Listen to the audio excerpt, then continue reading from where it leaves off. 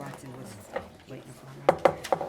Good evening, ladies and gentlemen. This regular meeting of the Wayne-Westland Schools Board of Education is now brought to order. Of course, it's the 20th of May. On behalf of the members of the Board of Education and the administration, I'd like to welcome you here this evening. Your attendance reflects an interest in our school district, and we certainly appreciate it. Tonight, we have 4 children from Wildwood Elementary School to lead us in the Pledge of Allegiance. Would Kylie Hayes, Cole Kaminsky, Penny Paish, and Drew Wilson O'Connor please come forward?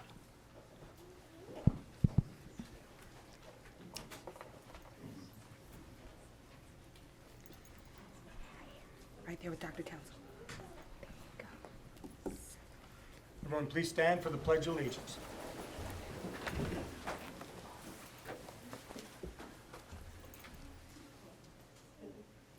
I pledge allegiance to the flag of the United States of America and to the republic for which it stands, one nation, under God, indivisible, with liberty and justice for all. Okay, we're going to ask you to stay right there for a moment.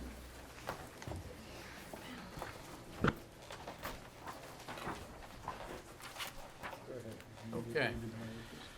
Let's see, who are we represented by here? I only see 2 of the 4 that are mentioned. What's your name? Kylie. And yours? Penny. It says Kylie's in the 1st grade. Her teacher is Mrs. Brown. Kylie is 7 years old. She loves math and science. She loves to make her sister laugh when she makes weird faces. That's cute. And Penny's in the 1st grade. Mrs. Ross is her teacher. Penny is 7 years old. Penny loves school because she loves to learn. When she is really excited, she does the bird flap. That's the bird flap. All right, thank you. Penny, please turn around here so that the Board of Education would like to present you with this award. This is an award of recognition to Penny Paish for participation in the flag ceremony during the regular meeting of the Board of Education of the Wayne-Westland Community Schools. Thank you very much. You did a great job.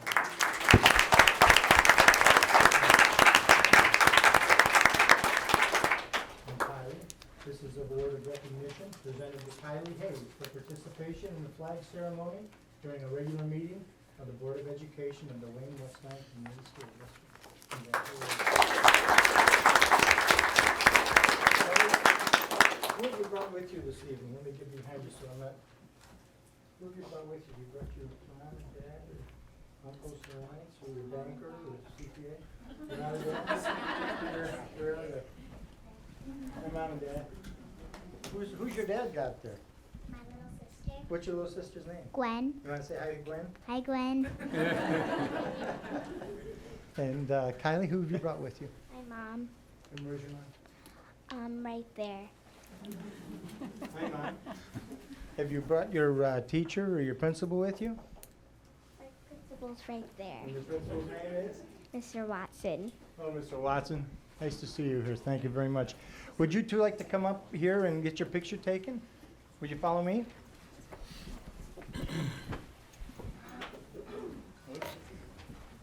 Score with me? Nope, not quite.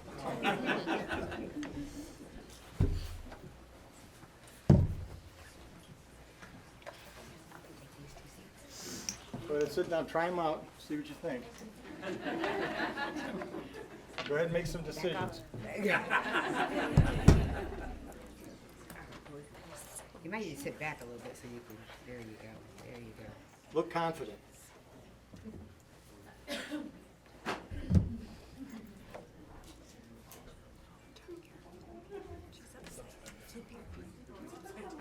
Just upside.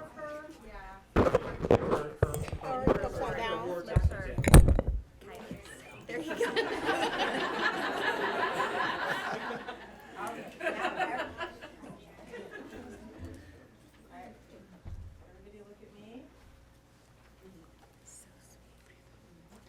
All set? Thank you.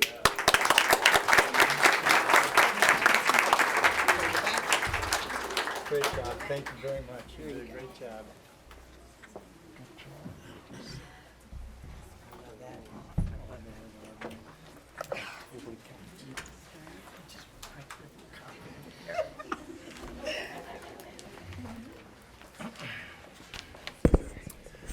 that is what it's about.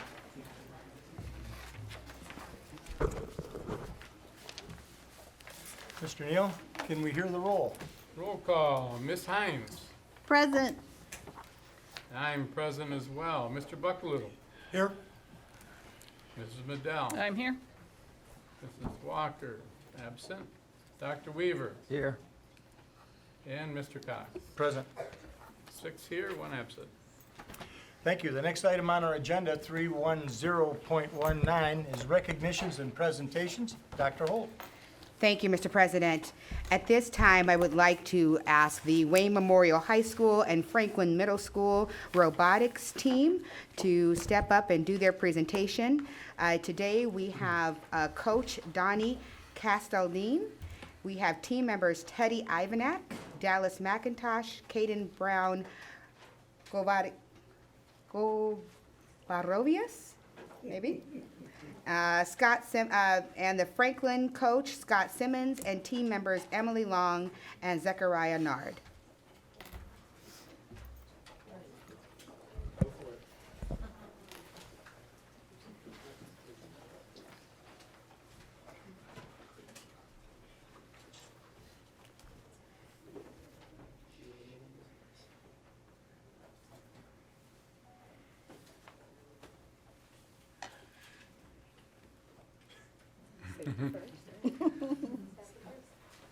You're giving us the time to speak.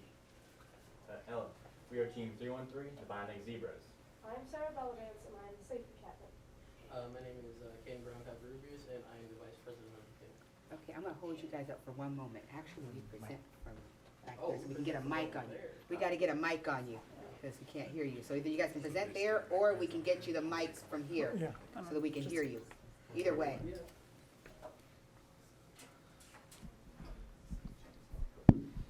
There you go.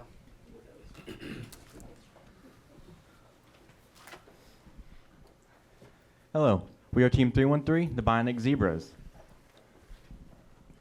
My name is Caden Brown Rubius. I am the vice president of the team. And I am Sarah Bellavance, the safety captain of this team. And my name is Dallas McIntosh. I am the team's president. We are a FIRST robotics team. FIRST stands for Inspiration and Recognition of Science and Technology. The mission of FIRST is to inspire young people to be science and technology leaders and innovators by engaging them in exciting mentor-based programs that build science, engineering, and technology skills, that inspire innovation, and that foster well-rounded life capabilities, including self-confidence, communication, and leadership. Our team was started back in 1998 with 11 students and several mentors who had a vision. We first competed in the 1999 competition, Double Trouble. Over the years, we have helped many students make amazing personal discoveries during our 20 years of competing as a team. Team 313 is older than most teams in FIRST. We are currently celebrating our 20th anniversary competing. Our team now has a total of 15 members and many mentors. We are overseen by an elected student board. Our board consists of a president, vice president, and captains of each of our sub-teams: build, business, design, information technology, public relations, and safety. The captains oversee the operations of their sub-teams, while the president and vice president lead the board and oversee the operation of the team. We describe our team as one big happy family, a family that never lets one another down no matter what. We can hang out with each other in our spare time. We win together, lose together, eat together, and we support each other. We meet eye to eye, getting to know each other on a personal level. Some of our mentors are alumni of the team, continuing to build up the spirit of FIRST, from skills like programming to 3D rendering. Each member of the team brings their own skills, abilities, and passion to the team. Everyone on the team, including the mentors, are considered family. In the past 5 years, 100% of our seniors have graduated. 80% have gone on to post-secondary program, and of that, 88% have gone on to pursue STEM fields, such as engineering and science and computer science. FIRST offers many scholarships. This year, they offered $80 million worth of scholarships.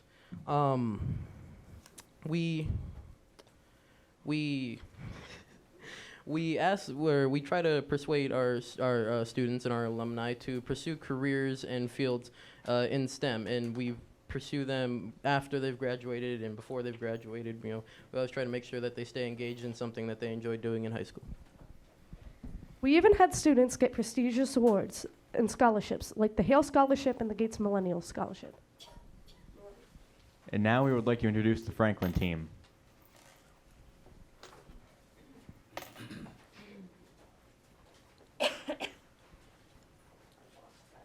Thank you. Thank you. My name is Zachariah Nard, and this is my first year on this team and the first year of our team at Franklin Middle School. It has been a year of learning what FIRST is all about, the science of robots, the technology needed to make robots work, the engineering of building a robot, and the math used to program a robot. We also learned about working together and being a team. Last year in 2018, on December, our team went to Oxford Middle School for our first competition. At our first competition, we learned many, many things. But one of the biggest things we learned is that even though other teams are competing against us, they will help you if you need help. Hello, my name is Aiden Leach. This year's games for the high school, middle school, and elementary school teams were to build and elementary teams were built to celebrate the landing on the moon in 1969. The high schoolers had to load cargo into a rocket in a cargo ship. We had to collect mineral samples, and the elementary students had their robot do chores around their space station. Our first demonstration is the elementary robot staying on track by itself.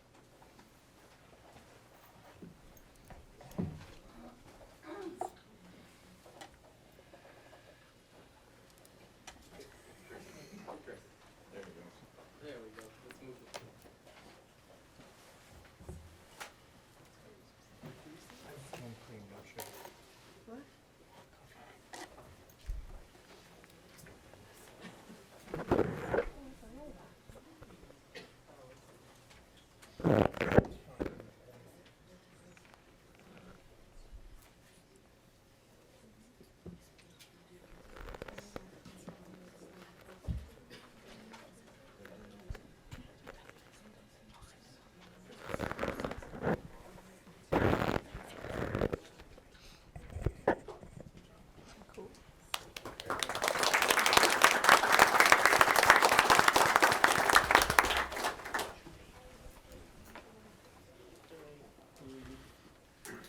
This is our robot. Its job is to move the minerals to the sample collection station.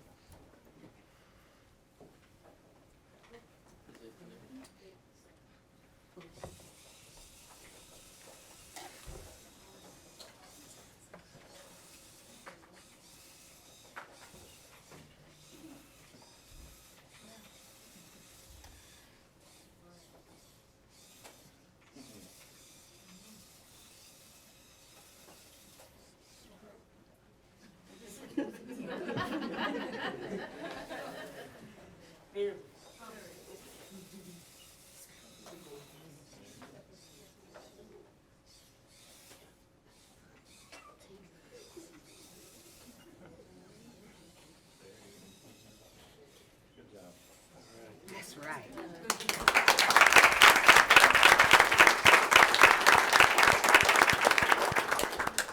And now the high schoolers.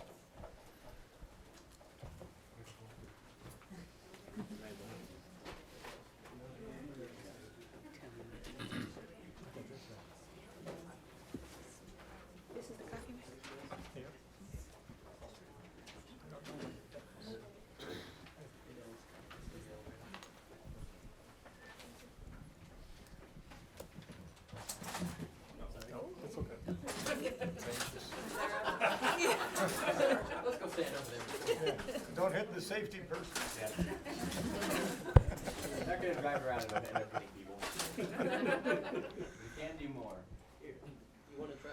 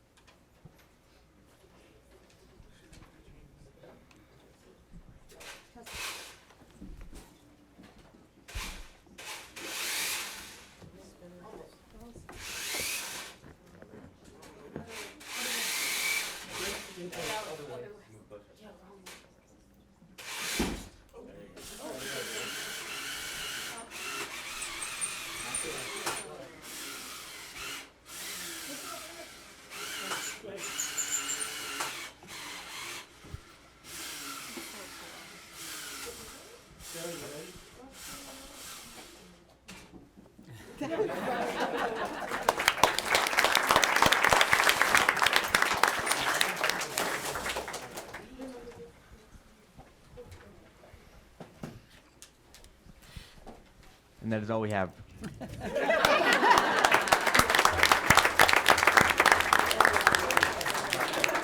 Can we have all the students come up to the front, in front of the dais, so we can get your picture taken? Board of Education wants to photobomb you. Coaches, yeah, can coaches and teachers come up, please? Everybody be in the photograph? Thank you. No, right up here, right up here. He's like, we get the chairs. We don't get to sit in the big chairs.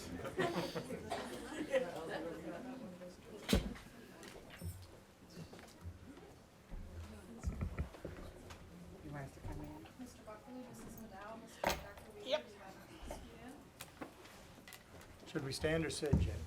Mrs. Hines and Dr. Holt should probably stand.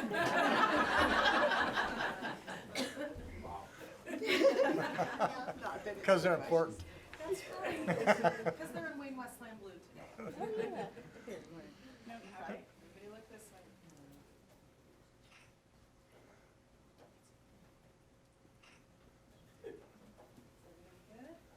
Everybody?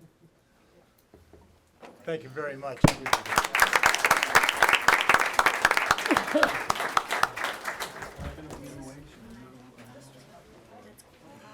I don't think it'll be in the way.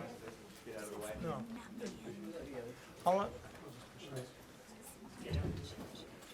Maybe you should leave your safety officer just in case this thing starts up.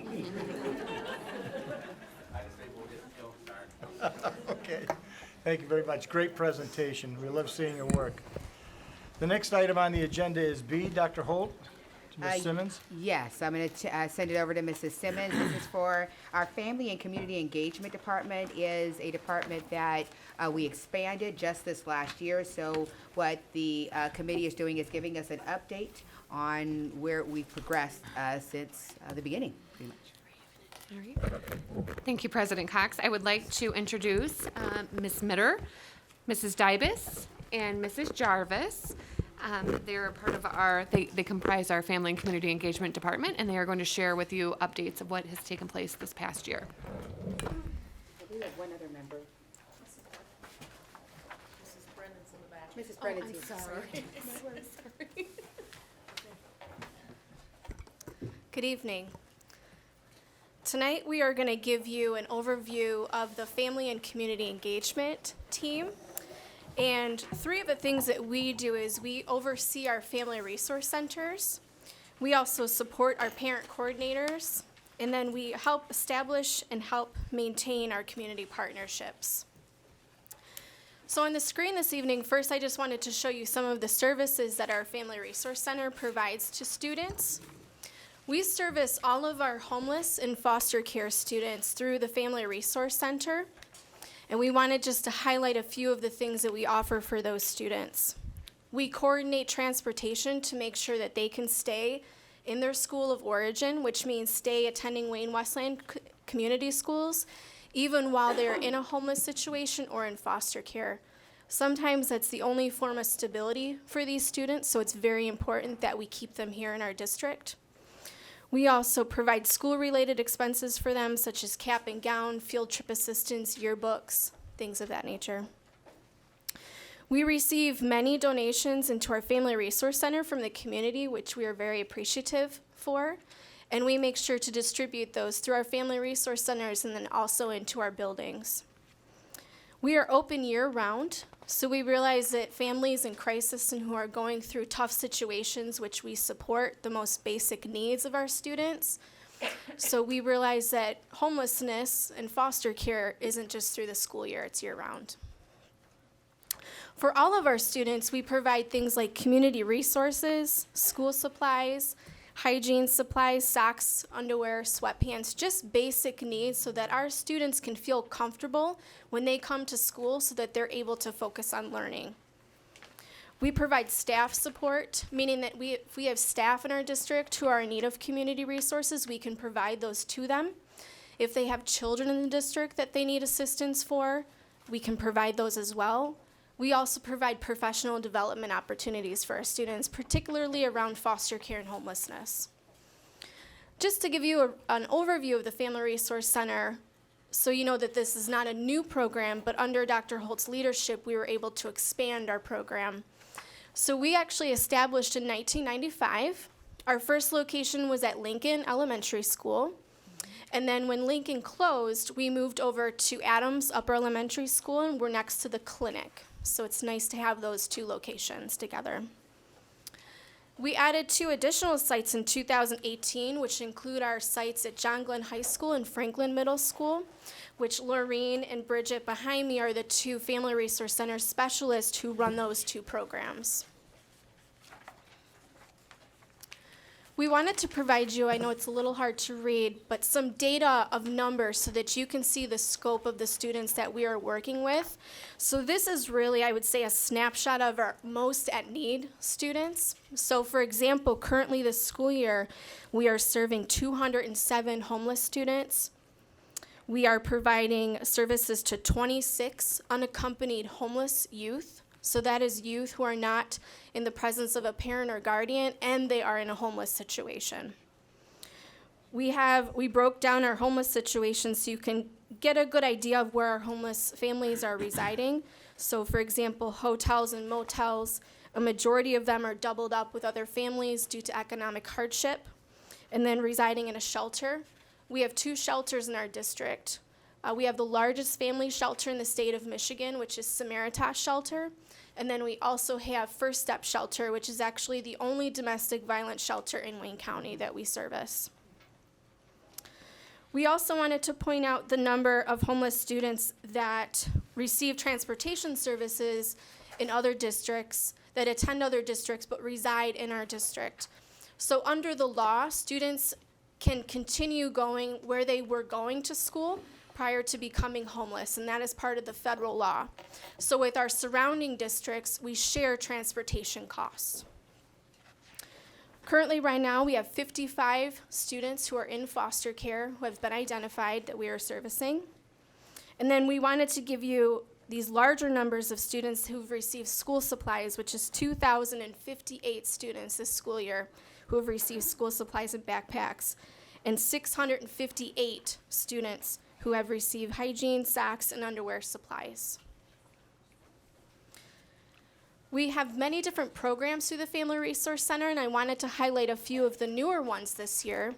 So we just started recently a laundry support program, and that is for families homeless who are unable to wash their clothes to come to school comfortably. So we provide them with funds. We also provide them with detergent so that they are able to go to local laundromats and launder their clothes so they can be comfortable in school. We also are just starting up a fresh voucher program. We actually wrote 2 grants that were recently accepted for this through Kroger and Blue Cross Complete.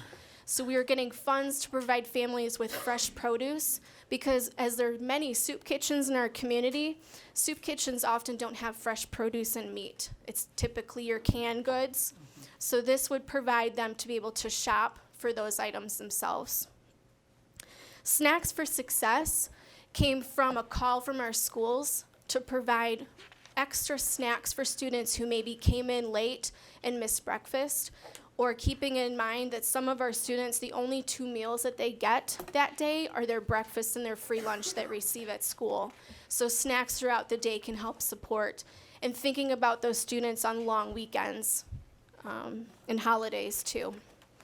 The SHUSH program is, we noticed that with a lot of community partners who provide holiday assistance, unfortunately our high schoolers, due to their ages, were not eligible for those programs. So Bridget Jarvis actually developed this program to help our high schoolers who were not eligible for those programs be able to receive something for the holidays. We provide holiday meals for our families with the assistance of Hype Recreation, who donates turkey meals for Thanksgiving and for Christmas. And then we do Backpack Day, which is distributing school supplies and backpacks to those in need. These pictures just highlight some of our partnerships through the Family Resource Center. Blue Cross Complete has been a big partner to help get our resource centers off the ground. Our two, especially this year at John Glenn and Franklin, that we essentially built from a bare room. Jack Demmer Ford every year does something called Demmer Drives, where they do a very large school supplies collection for all of our students in need in the district. Next, I would just like to highlight our parent coordinators, because that is something that we support through our Family Resource Center and also through the Family and Community Engagement team. We have a large amount of the parent coordinators here this evening. If I could just ask you to stand so we can see who you are.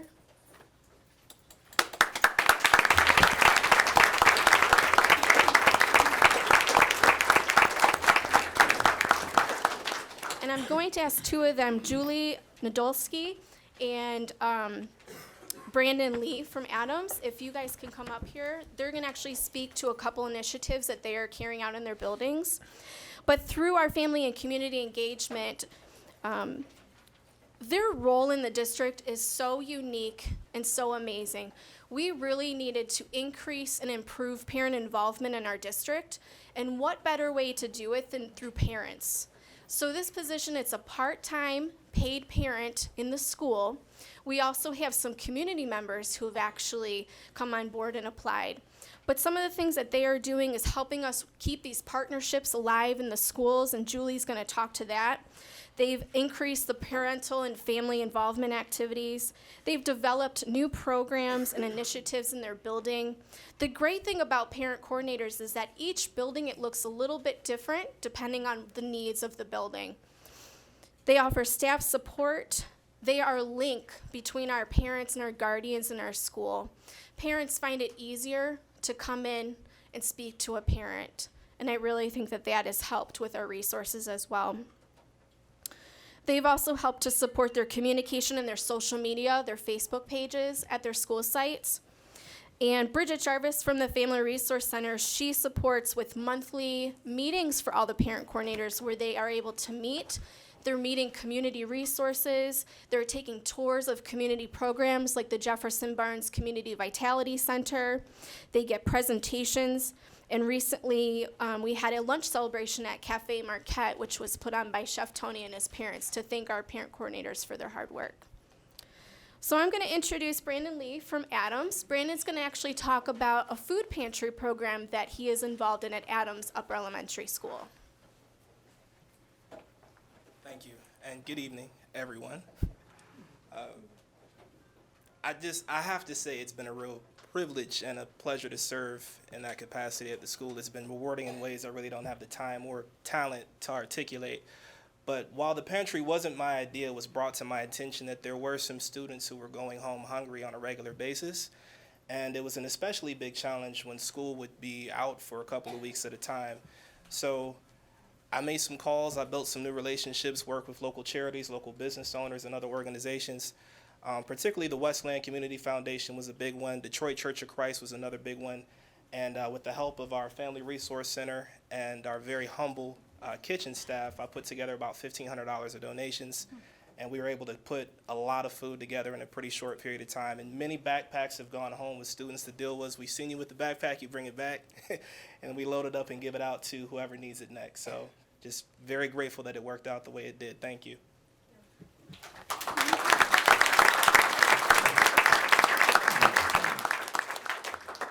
Next, I'd like to introduce Julie Nadolski, and she is from Wildwood Elementary, and she's going to explain a little bit to you how the parent coordinators work with our partnerships in the schools.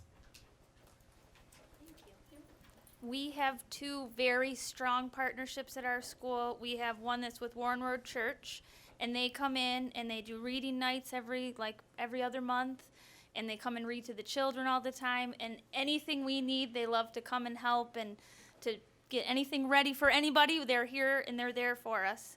And then the other one is the Community Financial, I wanted to make sure I said it right, Community Financial Credit Union. They come in and the fourth graders run a credit union for the whole school, and you can come and donate a penny or give a penny or deposit a penny, and they give prizes, and the kids love it. The kids love it a lot. It's a really good program. So we have really good partnerships, and we facilitate greatly and all that good stuff. So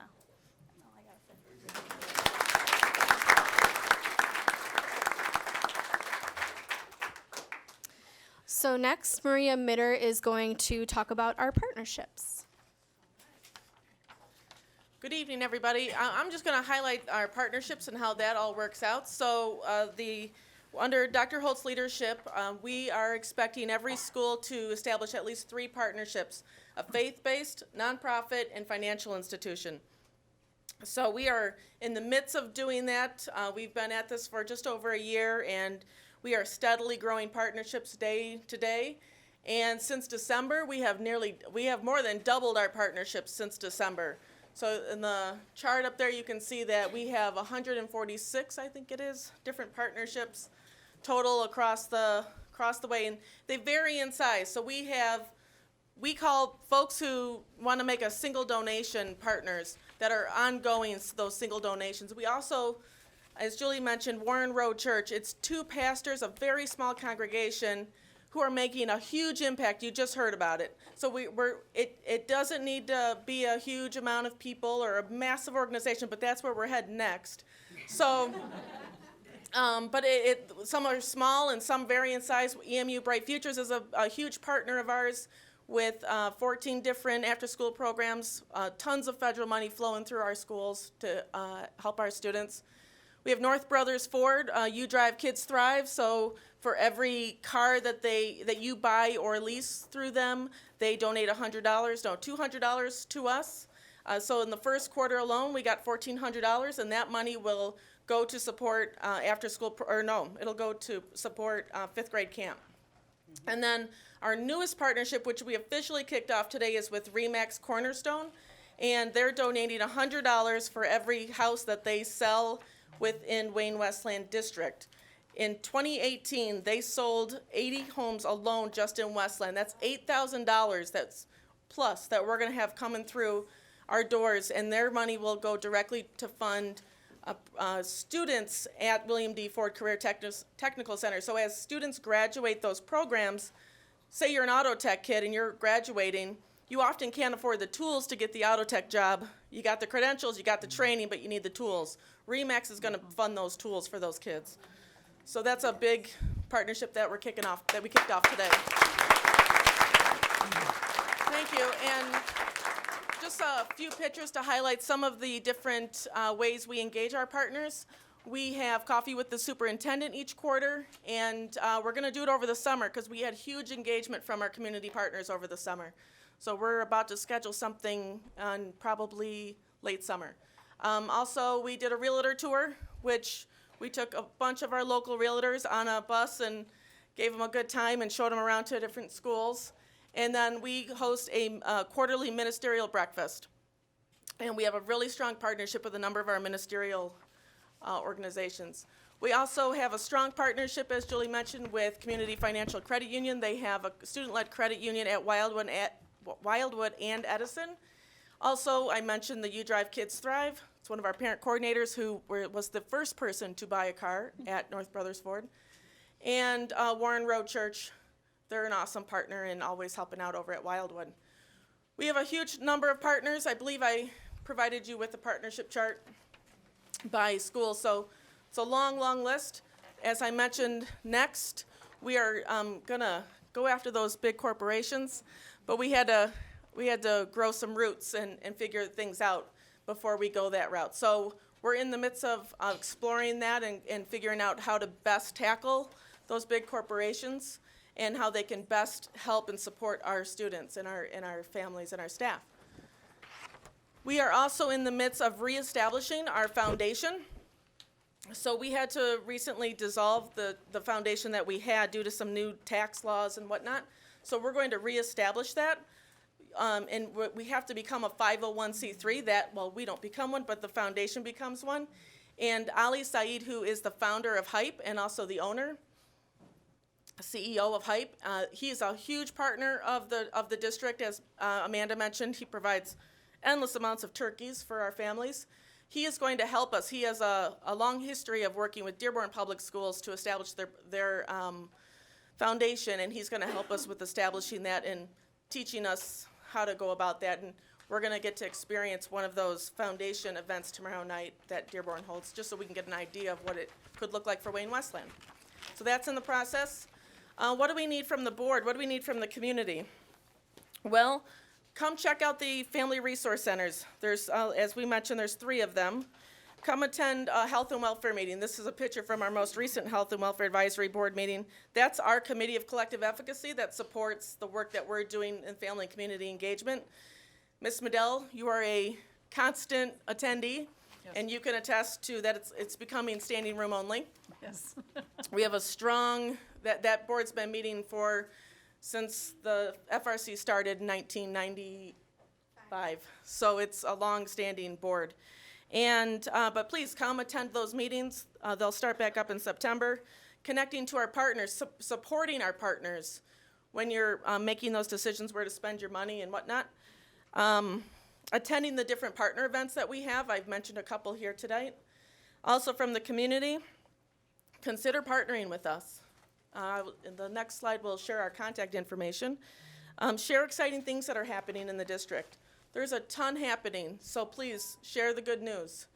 Also, join a district or building committee. It's all over our websites. On the top of every school and every district website is joining a advisory. And we have a lot of different district events. Come, please, show your support. And if you have any further questions, you can contact our Family Resource Centers. That number goes to all 3. And also the partnership, that's Amanda and I, and you can contact us. Also, our emails are up there as well. And there's also links on our website. Thank you. Does anyone have any questions? Questions from the board? I just want to say thank you. It's humbling to see the work that you're all doing and your dedication. And we all know that you're helping real people every single day, and we're just so grateful for your work. Thank you very much.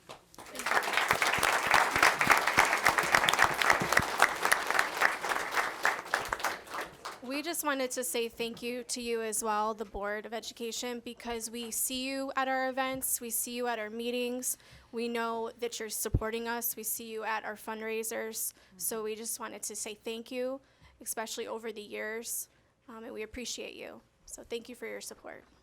Thank you.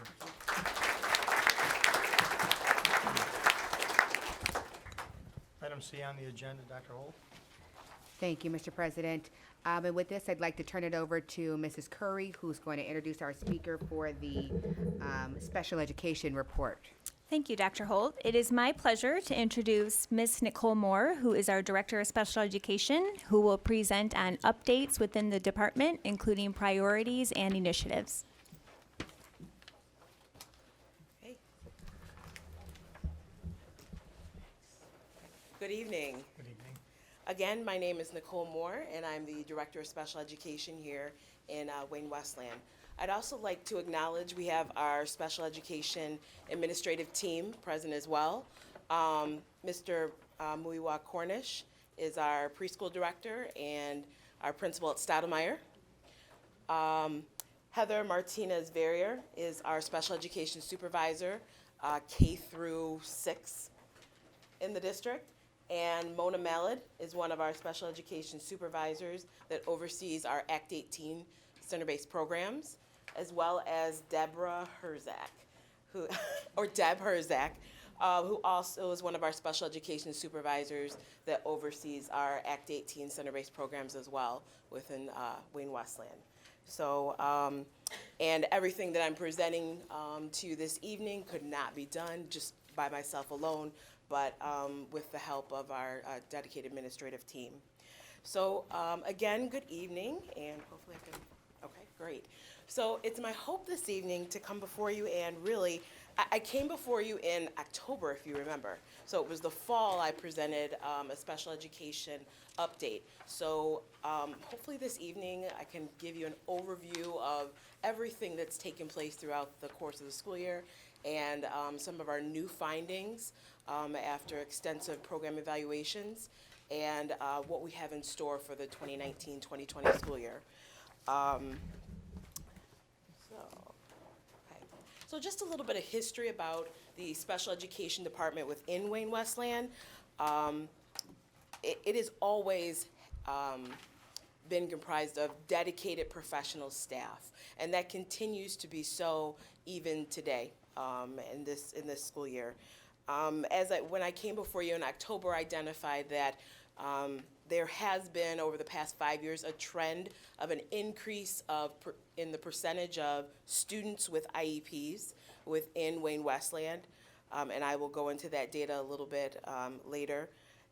And really the need to continue to align with our state rules and regulations under the Michigan Administrative Rules of Special Education.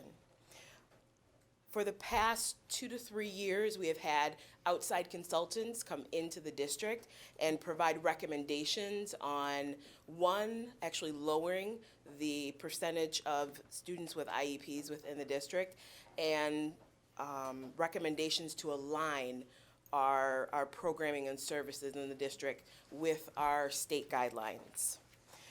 Wayne-Westland continues to be a center-based operating district. Again, here's an overview of our current center-based Act 18, or our county programs that we operate within Wayne-Westland. There are currently 6. We have our early childhood, or ECS program, that is housed at Stottlemyre, our DD program, our POHI program, our SXI and SCI program, and then we have started, actually this school year, we started an ASD center-based program. So currently that classroom, it's only one classroom that's actually housed at Roosevelt McGrath. Next year we will expand that program, and Wayne-Westland students that are currently within Wayne County that attend other districts, Plymouth Canton, Livonia, Redford Union, will return home to our district and our neighboring school, in schools in the neighborhood. So we will expand that program to 3 classrooms next year, all at the elementary level. So a little bit of background of what's going on within the state of Michigan in special education. There is currently a critical shortage across the state of Michigan in really all areas, not only special education teachers, but ancillary staff as well. Really, when you look at Wayne County specifically, there's even a greater, if you can say, a greater critical shortage within the state of Michigan, but also specifically in Wayne County. So specifically in our own district, we have 42 vacancies for the 2019-2020 school year. And that is not due to a lack of effort by ECGR or the special education department, but there is a shortage of professionals. And so we've actually extended our search, you can say, I'm looking at Jill, we've extended our search and actually gone into Ohio and Illinois and different states to attempt to recruit professional staff. But again, what our guidelines are outlined within the Michigan Administrative Rules for Special Education. So with all that said, at the beginning of the school year, the supervisors and myself, we created our focus areas, our department priorities. We wanted to develop a shared vision as new administrators with the current staff, ensure that we were visible in buildings throughout the school year, develop effective methods of communication, and really to dive into program evaluations. As new administrators to the district, we needed to understand the history, the critical need, and really the strengths within the department. So I will go into what those program evaluations entailed. But ultimately, our goal is always to build capacity of the professional staff, of administrators, and even of families within our department. So this is just an overview of currently our top 5 priorities, and then also what guides our work daily. And you can see that we are right aligned with what the district focus areas are within the theory of action, also the 5D evaluation rubric, and then our focus areas of MTSS, literacy, and also rigor. So in October, I presented to you our 5-year plan. And our goal is to ensure a delivery of high-quality programming and services for students with IEPs, to ensure that our evaluation practices are conducted with fidelity, and to reduce the overall percentage of students with IEPs in the student within the student population. And that was going to be, we're going to achieve that specifically by focusing on our continuum of program and services, our budget practices, and communication. So for the next few slides, what I've done is I've actually identified the goal and then updated you on our progress within each goal. So specifically, when it comes to our continuum of program and services, our goal is to always ensure that we offer and provide access to a comprehensive continuum program of options for all students with varying needs. So I mentioned our program evaluations. We completed over 20 program evaluations this school year. And I did not do that alone. That was with the help of the special education supervisors. But there was a list of every program, service, and department that falls within the special education department. And I can tell you that each supervisor spent a number of hours, and they will probably say yes, completing these program evaluations. And this was a critical part to determining our next steps for the next school year. Because as new administrators to the district, we had to identify and become familiar with who our stakeholders were. And then really looking at the strengths, the areas of development, opportunities we have within the department, and then barriers that we have within the department as well. So I received all of those program evaluations, I believe I can't remember the specific date, but at the beginning of May. The supervisors know the exact date, but at the beginning, and that really determined through our action team our next steps for the 2019-20 school year.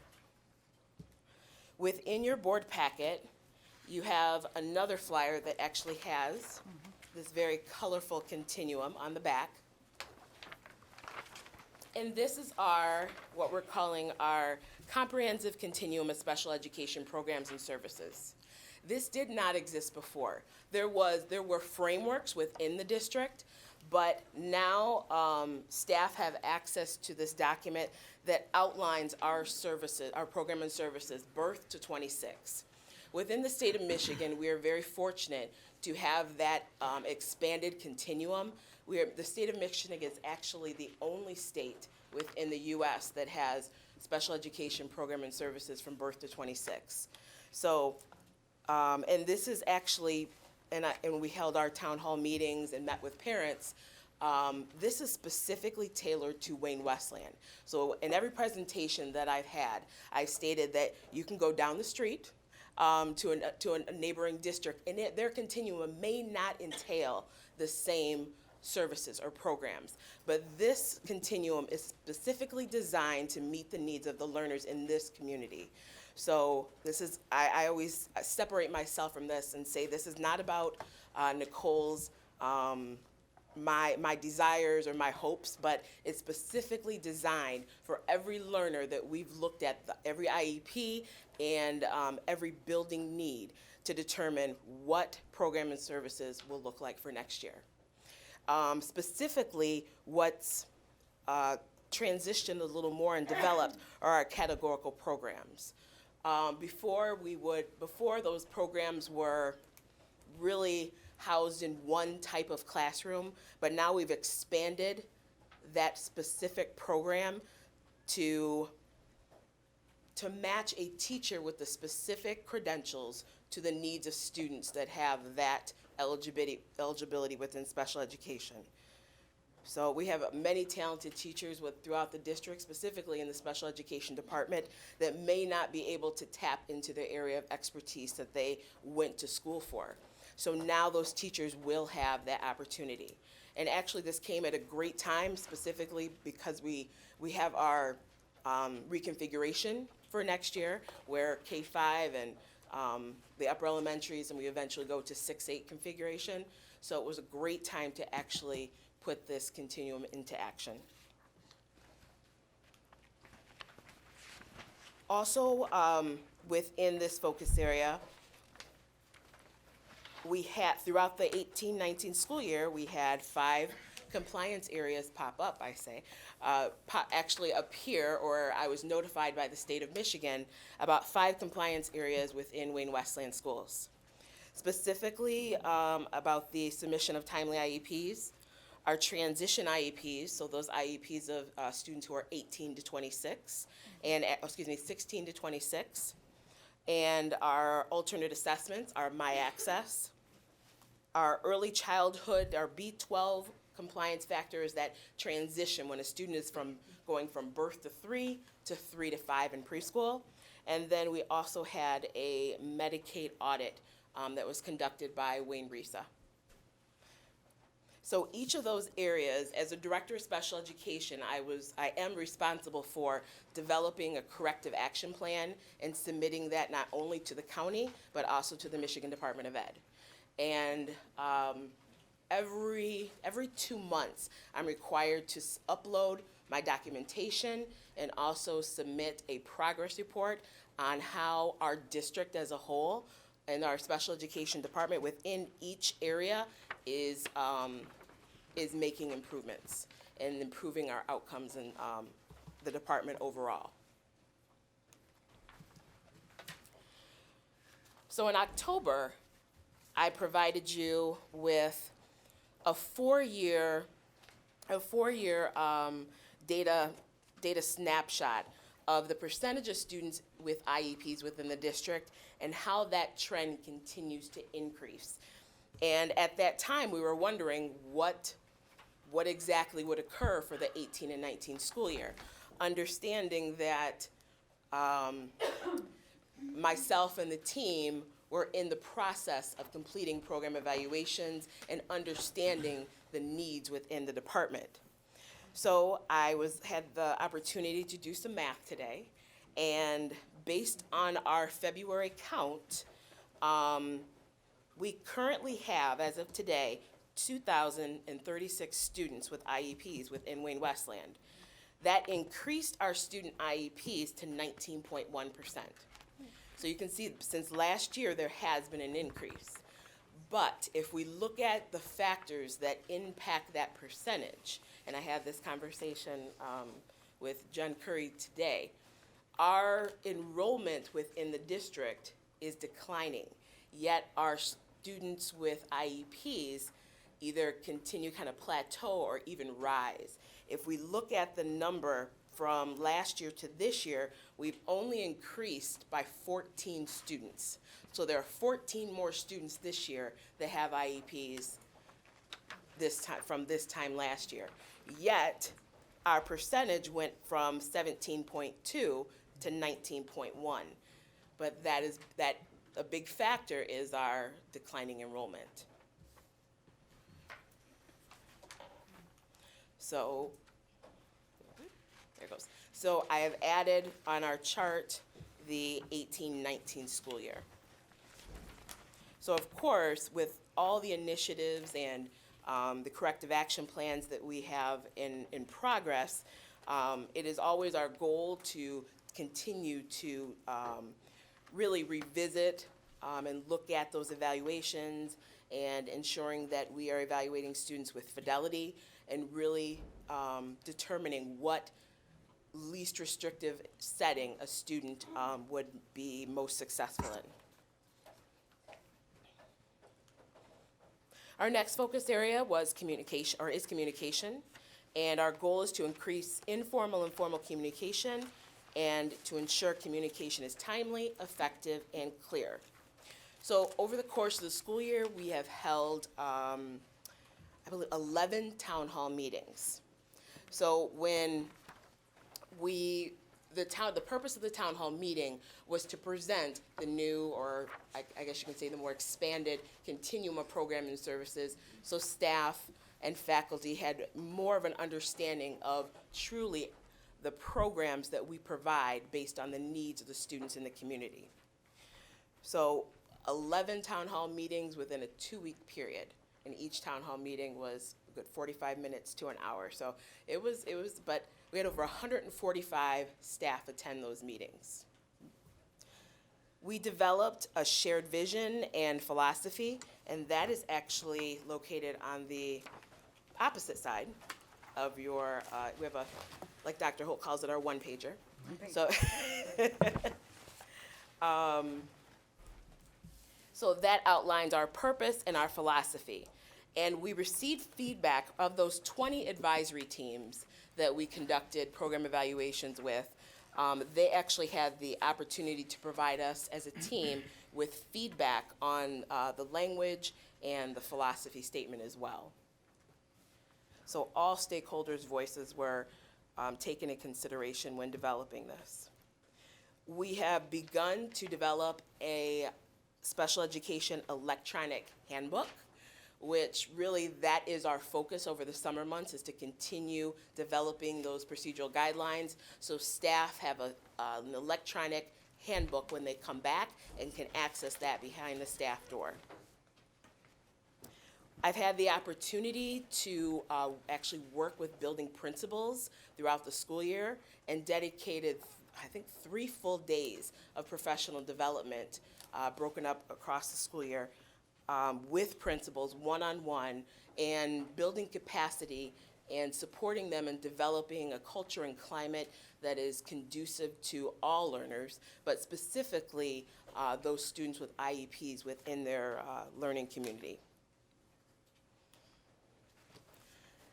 This slide I'm actually very proud of. We have started the Special Education Parent Advisory Committee again. It wasn't really alive, so but we have about 4 to 5 parents that come monthly to meet with us. We've developed our mission statement of uniting a community of exceptional families to empower and support their unique journey. And it took us about 2 hours to develop just that statement, which was very interesting. But when we left, we were very excited about that accomplishment and knew that it truly reflects what that committee's purpose is. You can see that we've also developed a logo, and we are working towards holding a fall festival for the department in the fall for students and families.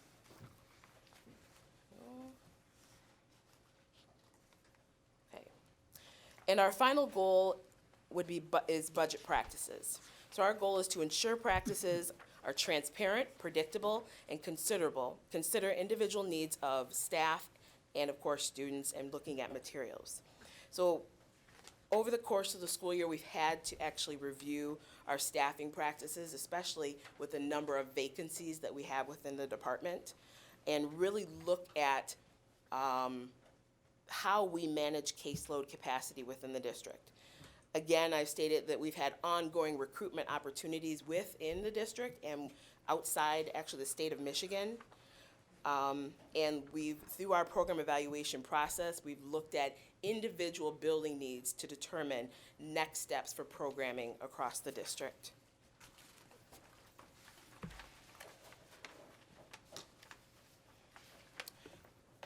So for next year, and it has a coming soon sign, really, our goal is to implement our comprehensive continuum of program and services, provide staff with procedural guidelines to guide their work, and really, there's a great need for staff training and professional development within the department. So it's our goal to continue to build capacity of staff. Specifically, here are our department priorities for next year. That are aligned with the district in the areas of literacy, partnerships, and you can see that we've already started that with our CPAC group, effective communication, program evaluations we will continue next year, and our focus will be on specifically the delivery of instruction.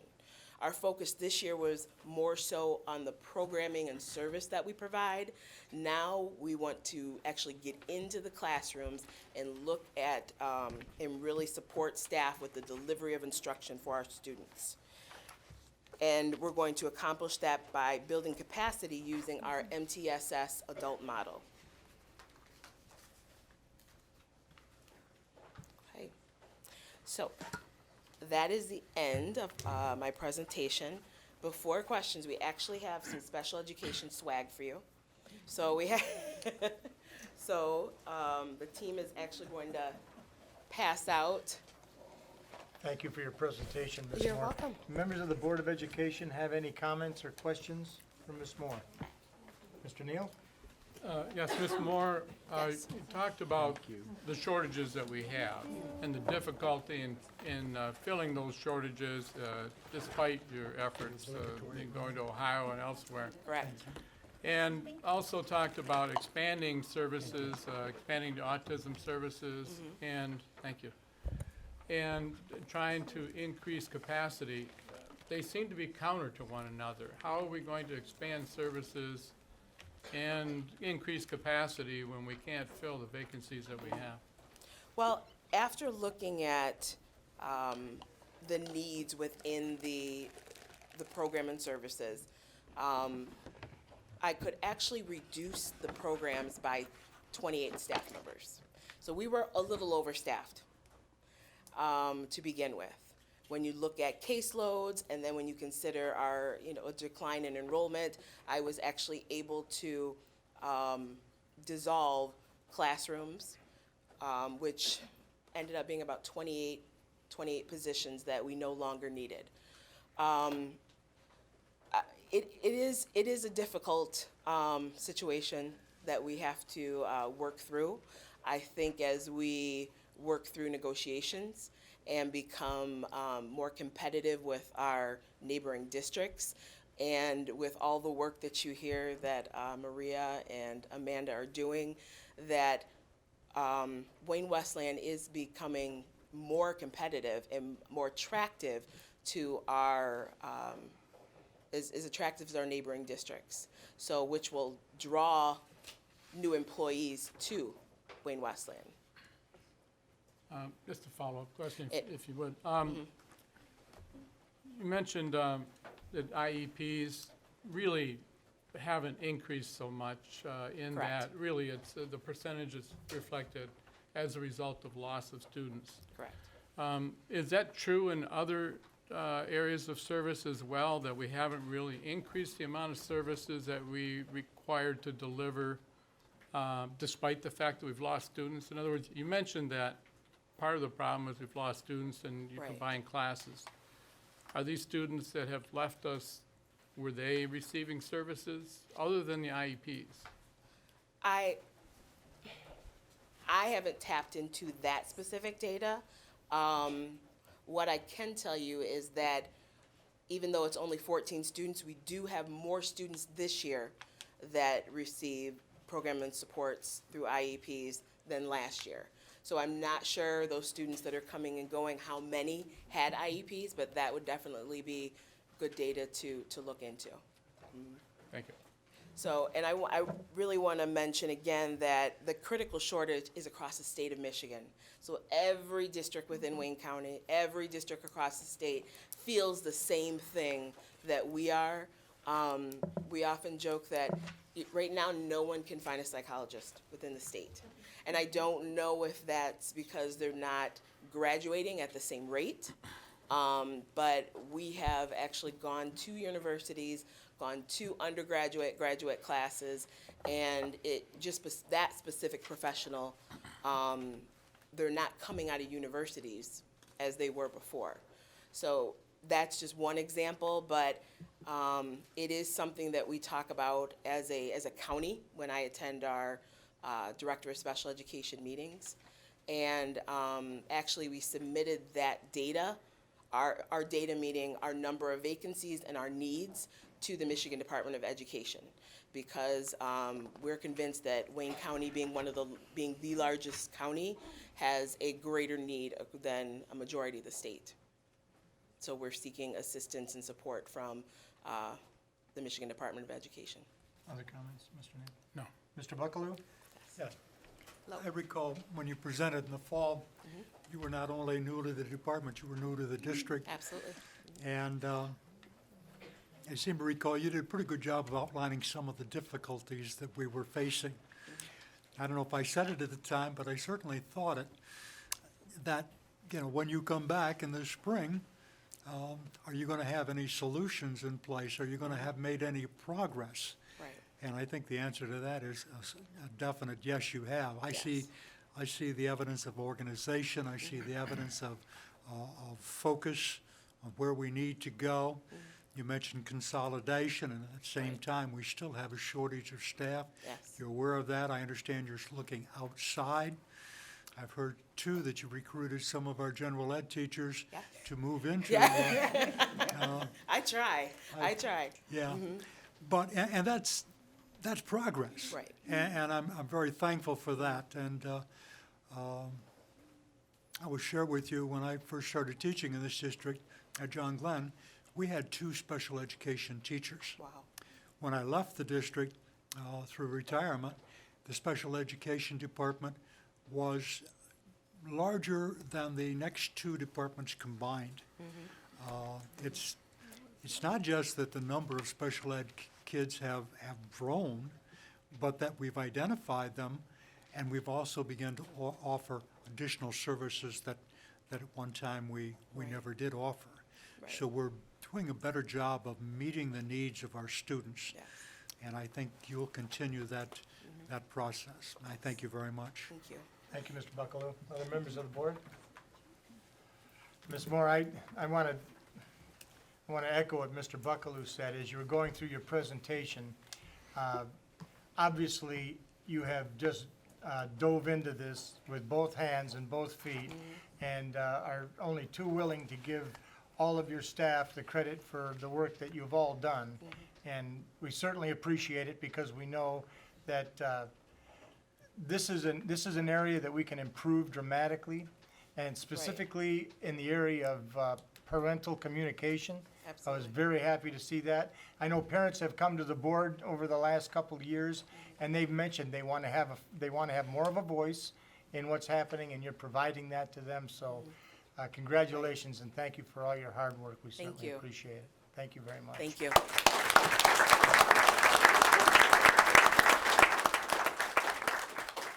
Ladies and gentlemen, the next item on our agenda tonight is, Mr. President, can we take a 5 or 10 minute break? Because you we've quit got, stealing my jokes. no, we got high school students. As I was going to say, Mrs. Bedell was president at one time, so you have to forgive.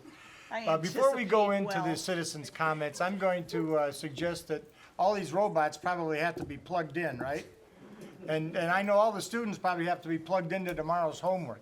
So we're going to take about a 5-minute recess and allow you to get all these guys out of here. And thank you very much for sitting through our presentations. Thank you for giving us the You're very welcome, anytime. Good job.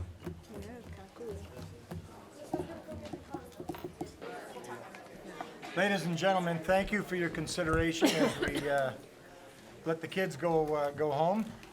The next item on our agenda this evening is citizens' comments on agenda items. Mr. Neal? Well, the board always sets aside time for citizens' comments. There's actually 2 separate periods. This first one will be for any citizens' comments related to items that are on the agenda.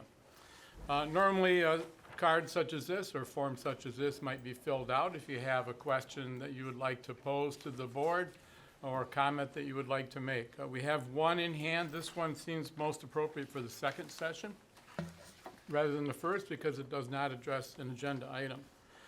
Our time for speaking is limited to 3 minutes per person.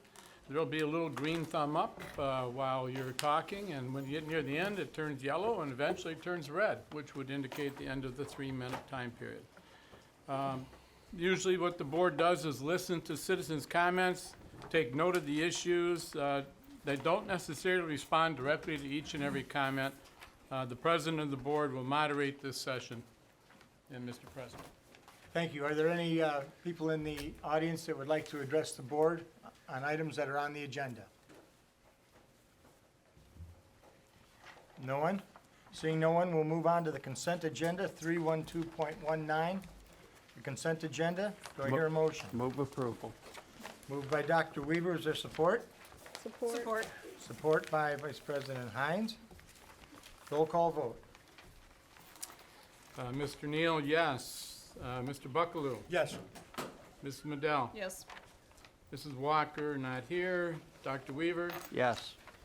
Ms. Hines? Yes. And Mr. Cox? Yes. Next item, 313.19, is review and approval of human resource items. Ms. Simmons? Okay, thank you, Mr. President. I am pleased to present to you for review and approval Mr. Mark Watson as Executive Director of Employee Relations and Operations. If you turn to page 29 in the board packet, you will find Mr. Watson's personal data sheet. It shows that he has received his Bachelor of Education in Elementary Education and Social Science from Western Michigan University, his Master of Arts in Teaching from Central Michigan University. His prior experience is with Romulus Public Schools, Walled Lake Consolidated Schools, Plymouth Canton Community Schools, Farmington Public Schools, where he has served as both teachers and administrators in his previous roles.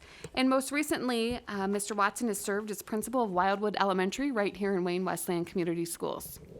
Thank you, Ms. Simmons. Do I hear a motion from the board on the approval of Mr. Watson for Executive Director of Employee Relations and Operations? Mrs. Hines, is there support? Yes, I support. Can't do both.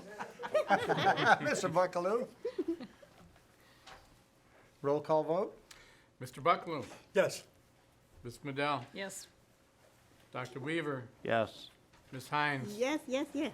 Mr. Neal, yes, and Mr. Cox. Also 3 yeses. Congratulations, Mr. Watson. Would you like to come up and say hello?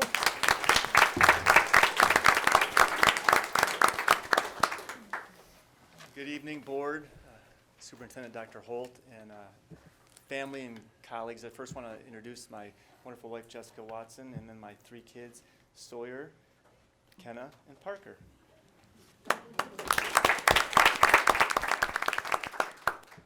This is an absolute true honor. I never imagined myself as a principal, first and foremost. Always a teacher, always thought I'd be a teacher, and that was my goal.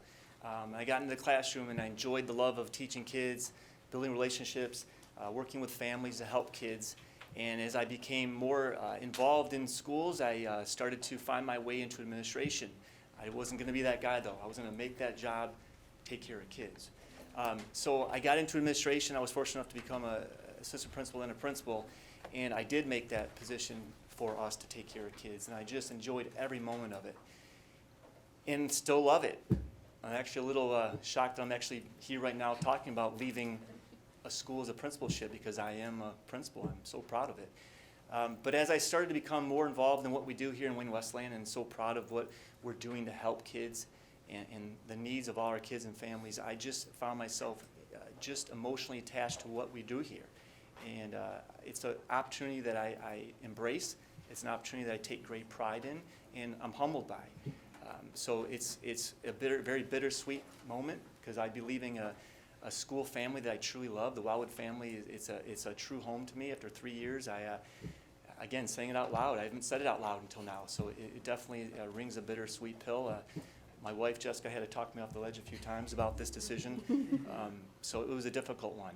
But I truly know I'm doing the right thing. I know that I'm going to continue to help people, help kids, and it's a passion of mine, so I look forward to that. So thank you. Appreciate Thank it. you, sir. Thank you. Members of the board?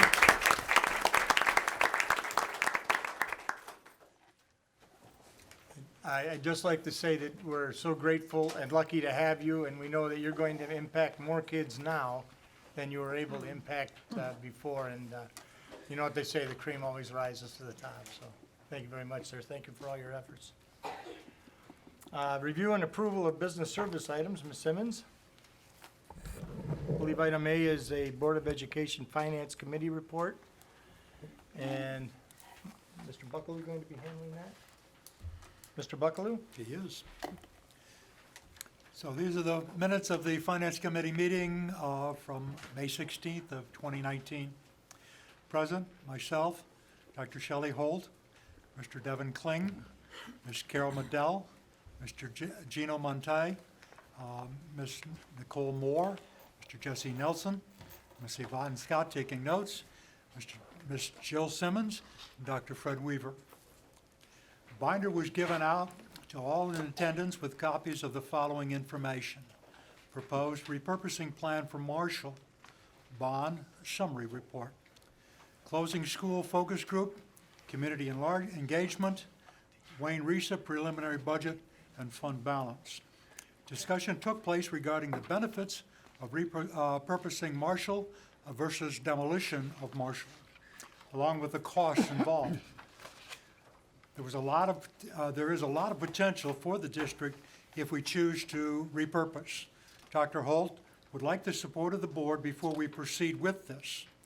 The Finance Committee supported the idea of moving forward with plans to repurpose Marshall, should that be the will of the board. Dr. Holt was able to secure a 2.99 interest rate versus a 4.5% rate for our bonds, which will save the district $625,000. And by the way, over the course of the repayment plan, will save the community taxpayers somewhere in the neighborhood of $13 million. The school district received a BBB plus bond rating, and the bond also received a AA rating by being qualified for the Michigan School Bond Qualification and Loan Program. And at this point, I'd like to point out to you that there was a typo in your agenda. It says AA plus, and that is incorrect. And the official minutes do indicate correctly that it was a AA bond rating. Recommendation will be presented to the board on Monday, which is today. No questions were asked regarding the Wayne Resub preliminary budget. The committee discussed that the county is working on a plan to create a standardized fund balance sheet to share monthly with its board members, and that it will be easy to read and understand by everyone. The meeting was adjourned at 5:45 p.m. Thank you. Thank you, Mr. Buckaloo. Item B on the agenda under 314.19 is a formal recommendation on the demographics and utilization. The board is looking, or the chair is looking for a motion. Is there a motion?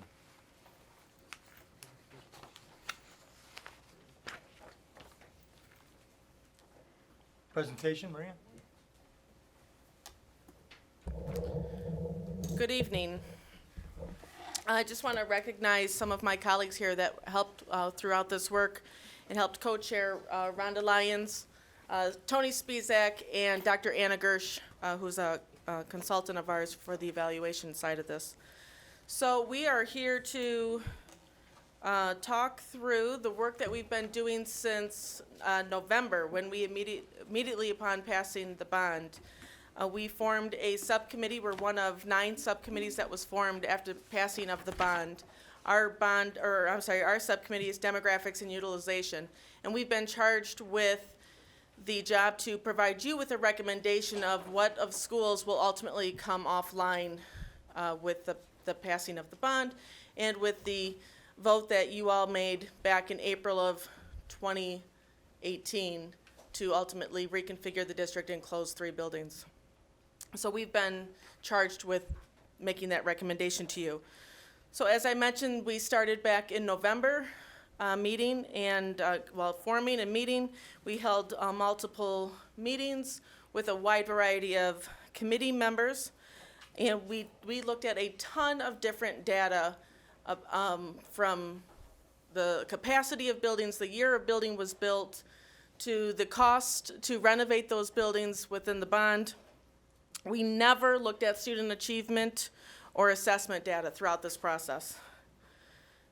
Oh, gotta do 2 things here. So back in 2018, the board voted to reconfigure, going K5. That will take place in the fall, starting this fall, and with that, taking 3 buildings offline, as I mentioned. So this is kind of the timeline of where we've been and where we're at today when going forward. So as you can see, with passing the bond, forming this committee, we also held 5 focus groups over the course of March and April. 4 that were open to the public, 1 that was held with our leadership council. And now we're making a formal recommendation to the Board of Education and asking that you make a decision to ultimately take those 3 offline.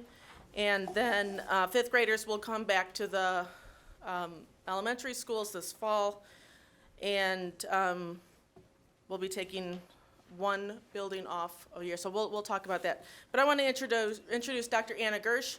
She is the evaluator that we contracted with to run the focus groups, and so she can speak to that data.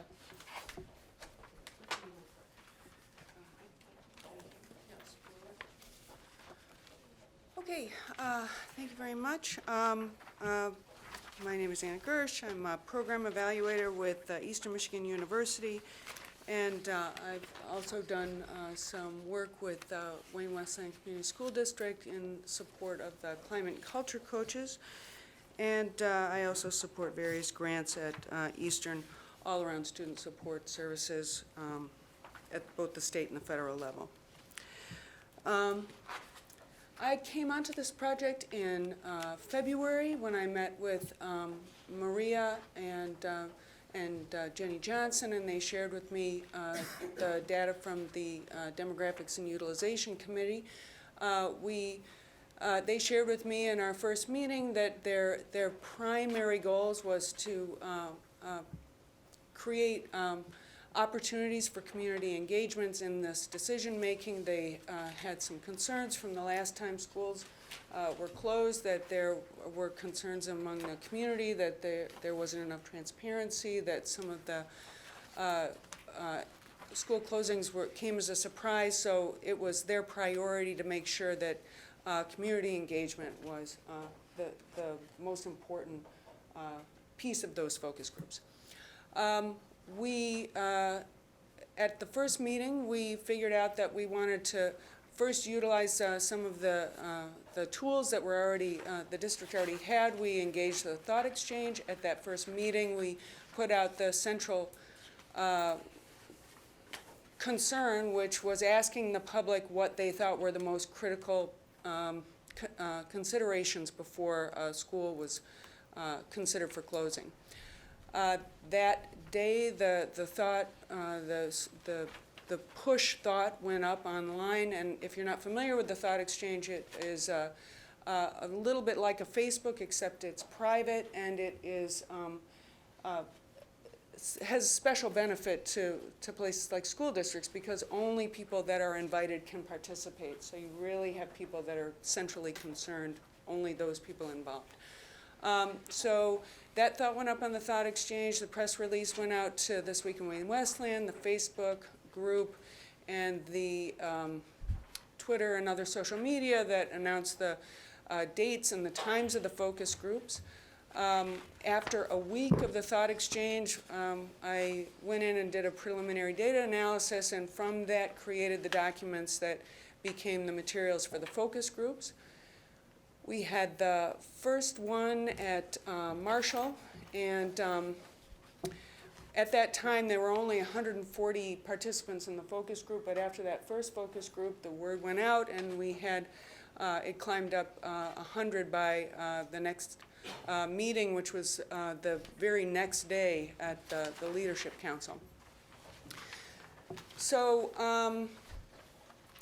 there were three goals that we determined we really wanted to get, that of community engagement. We also wanted to provide an opportunity for supported data analysis. So all of this data that came out of the Demographics and Utilization Committee could be looked at by anybody that was interested in showing up, and then also get their questions answered. And then we also wanted to provide an opportunity for people to talk with each other, encourage group activity and group thought around these ideas. So you're not just making a comment on the thought exchange, but you're having a facilitated group discussion that where you can get your questions answered.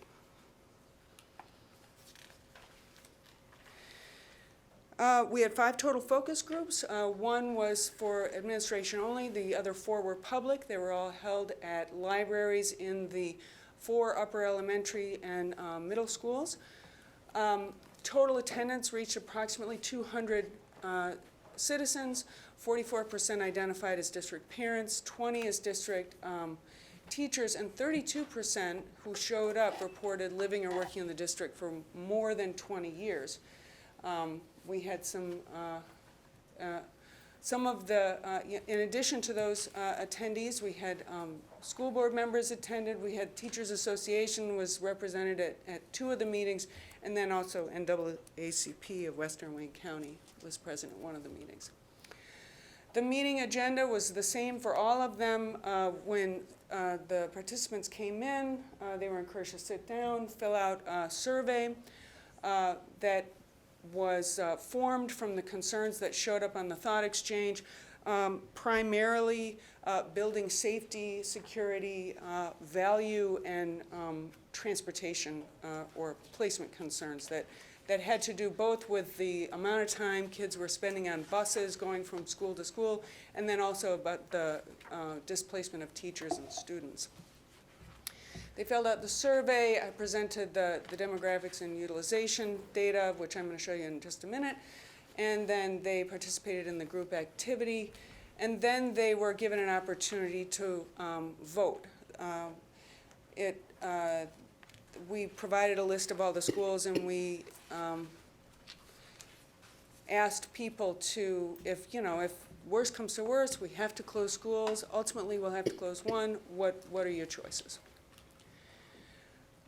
One of the additional pieces of data you're looking at right now that we introduced at those meetings but was not part of the original demographics and utilization data was average time on bus.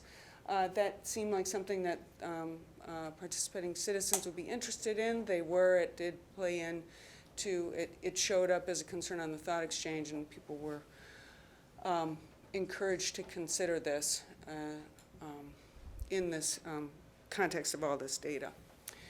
So each of the data pieces that I'm going to put up, the process was that I'd put it up, we would look at different pieces, and it would be up on the screen for a minute or two while we talked about it, and then move on. And then they also received this data in packets to be considered when they were doing their group activities. Enrollment data was another piece that we included. We talked about how over the past 20 years, the district has lost approximately 7% of the enrolled student population, which amounted to about 5,000 students, and that this decline was predicted to continue given how things were going. We also looked at specific details of the building. This is all demographics and utilization subcommittee data. What you're looking at right now are for the upper elementaries and middle schools. Most of the data was pretty straightforward. The building, the year it was built, the city. Two pieces that required explanation were the project costs. So that is was described as the estimated distribution from the total $158 million of the bond per school. It was also explained that these values were subject to change depending on which school was selected. We had enrollment and utilization data for the 18-19 and 19-20 projected school years after the reassignment of the students in the 5th and 6th grades. The other value that required some explanation was utilization. People it needed to be explained that utilization was also capacity, and that capacity itself is a negotiated term. So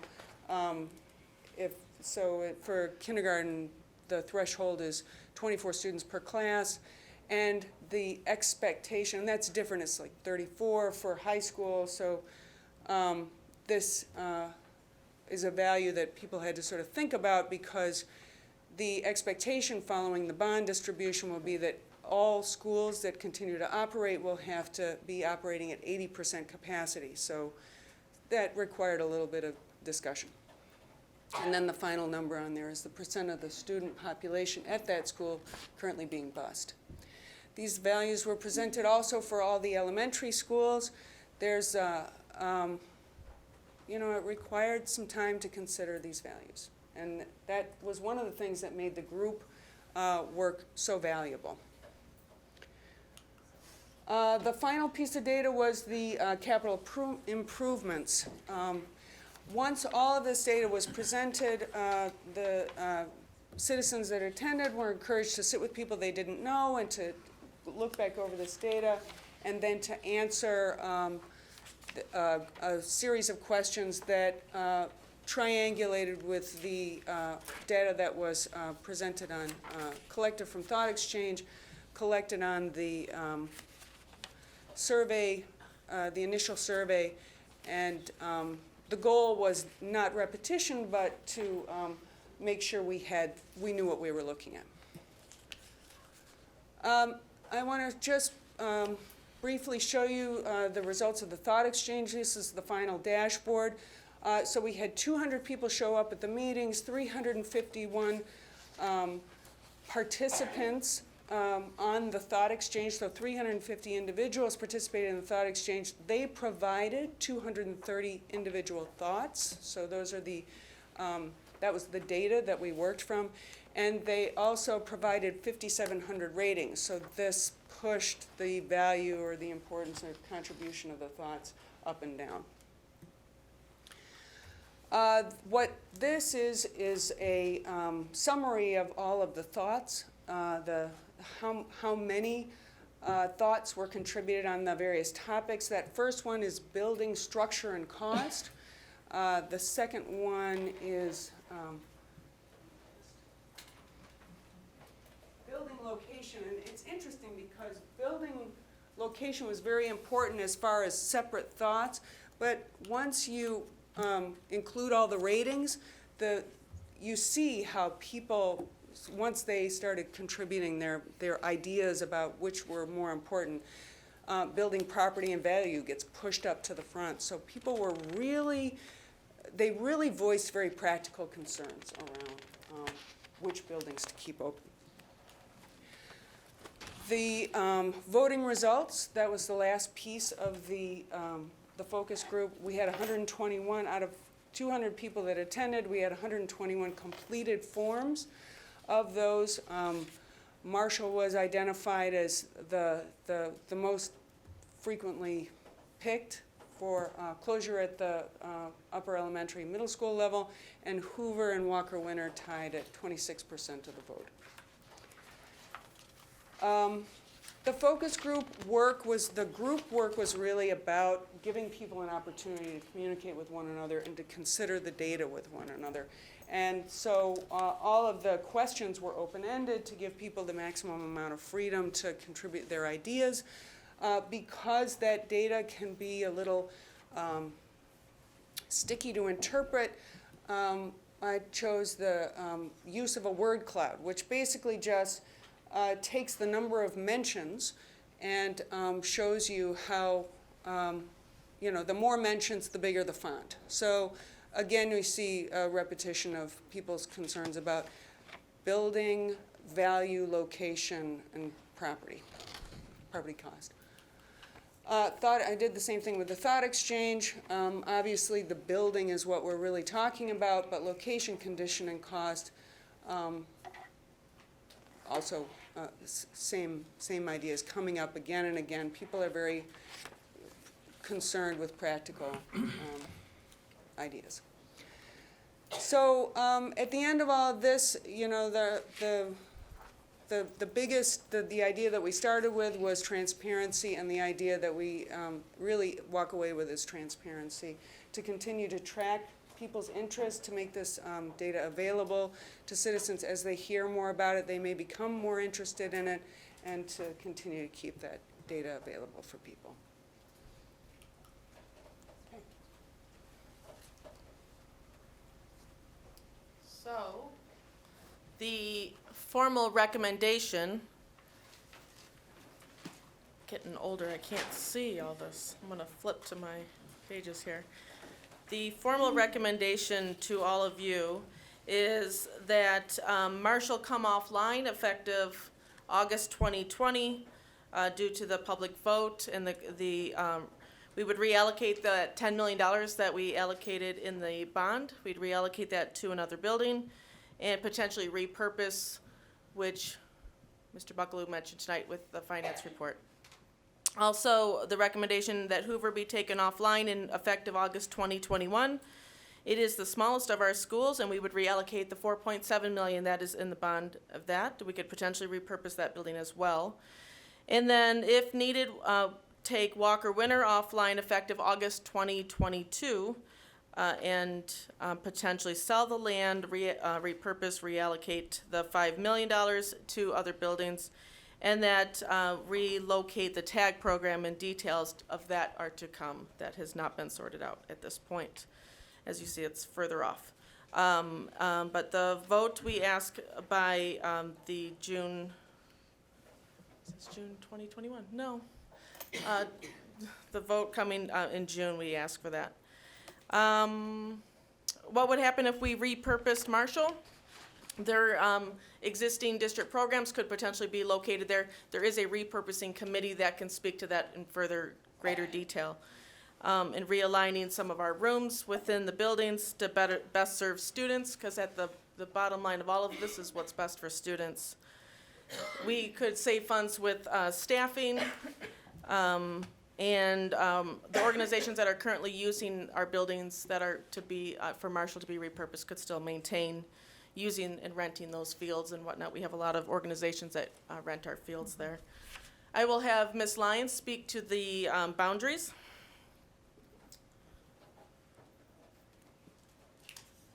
So when we looked at the impact that we're going to have when we close and take these buildings off of line, we wanted to make sure that we did the least impact with the students in their transition for moving from the elementaries to the middle schools through the high school.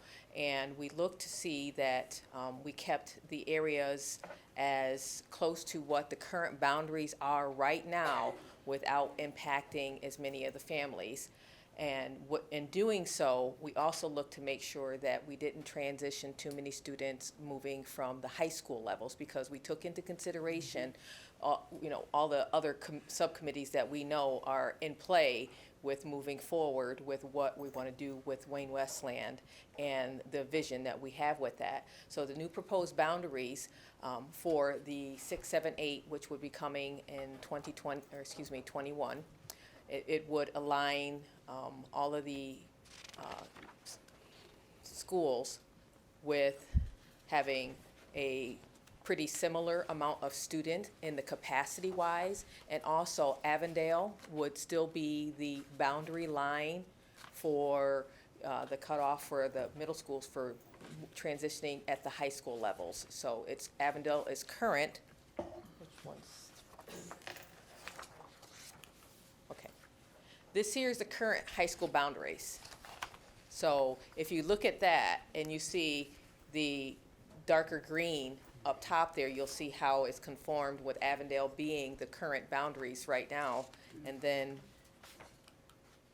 we look to keep the Avondale as the split also for transitioning, so we wouldn't have as many for the Adams which would be Adams Middle School at the time. That transition piece would still go to the high school that it currently goes to, along with the lower part going, the southern part still attending Wayne Memorial, along with the portion over of Franklin that is over towards the eastbound side of the district boundaries. So everything we took into consideration of that. So we took the least amount of students being impacted, but we wanted to keep their tracks together, because this here is where they're going and where they had been, and we didn't want to look to impact the neighborhoods drastically. So this was the proposed boundaries, which we looked at a lot of summaries for that. And this was the one that we came up with that would have the least impact, but would still keep the predominant configuration of the district that it is so far. Because if we take Marshall off of line, then some Stevenson, Franklin, and Adams kind of take just a small piece of that, but it still keeps the integrity of where the boundaries are right now. And it also keeps the buildings at a similar capacity. We've looked at projecting out also for several years to be able to see what the boundaries, or excuse me, what the capacities would be, and staying in similar student population.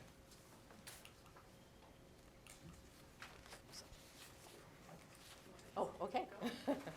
Okay, so the impacts. If we take just Marshall offline, starting in 2020, then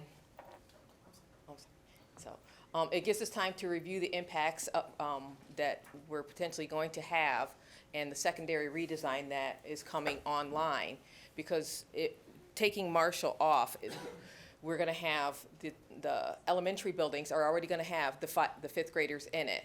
So the secondary redesign is going to be a trickle-down domino effect. So we're hoping that the secondary redesign will then be in place for the high school, and it's going to have an impact on the middle schools. So you're going to have the 6th, 7th, 8th. So those programs could be put into place and then trickle down to the elementaries as time goes on. In the following year, we're looking to take one of the elementaries off a line, and then the following year, if needed, we will take the second building off of line. But we want to have time to notify the public of potential changes. We have to worry about tag.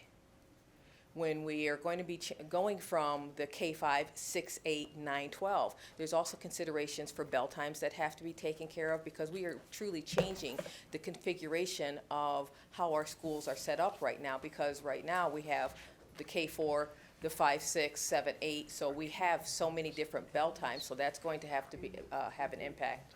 And it allows for the the K through 5 level to be taken care of. If we chose to close all 3 of these buildings at one time versus taking them off and staggering them, we would have to have major adjustments in the bell times, adjustments to the release time, redraw a whole bunch of boundaries that would just really throw things up into an uproar, and that's really not something we want to do. We want to be able to take it slow and give it thought and make the process to where we look at everything that we do as we do it. We want to bring all the it would actually bring all the elementary buildings up to capacity. Enrollment and levels would increase the levels at the high schools, and we may need a second elementary building to, what is that? You can't see it either. Okay. We may need a second elementary building slated to close due to enrollment changes under the curriculum for the secondary redesign. So in thinking about all of this, we didn't want to do it all at once. We want to make sure that what we're doing is all done in thought, taking our time, and making sure that we're making the best decisions for our students, because we're building a new Wayne-Westland. We're building a whole new environment. We're looking to change the way we educate our students. We're looking to change the way we think about what we're doing in Wayne-Westland. With the secondary redesign, with the special education, with doing the updating for the buildings. I mean, that's why we went out for the bond. We need to update. Where there's so much that we have going for Wayne-Westland. We don't want to make a rash decision when we have this opportunity to really be able to sit back and think what is going to be in the best interest for our students. Because you know what? In 2 years, we may not need to close the building, because Wayne-Westland is just going to be the place to come. So why would we need to close the building? We're going to need to have room. We're looking for the repurposing, so we're recommending that, yes, we be able to do this and take, these buildings offline, but again, with the intent that we can potentially do something else with them.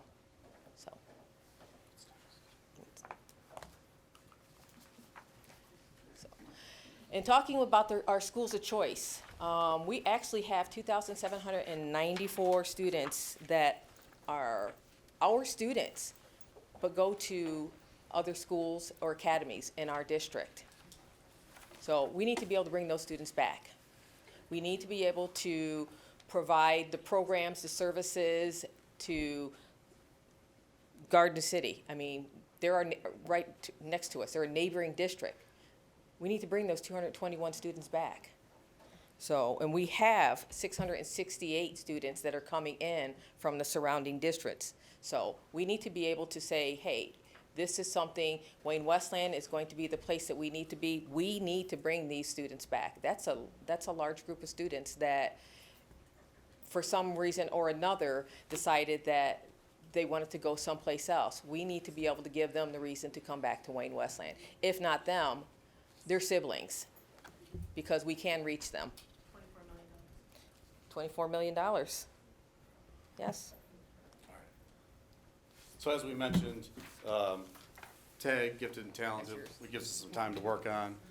So we have a couple of years to figure out what we're gonna do with TAG and how that's gonna implement in the instruction department.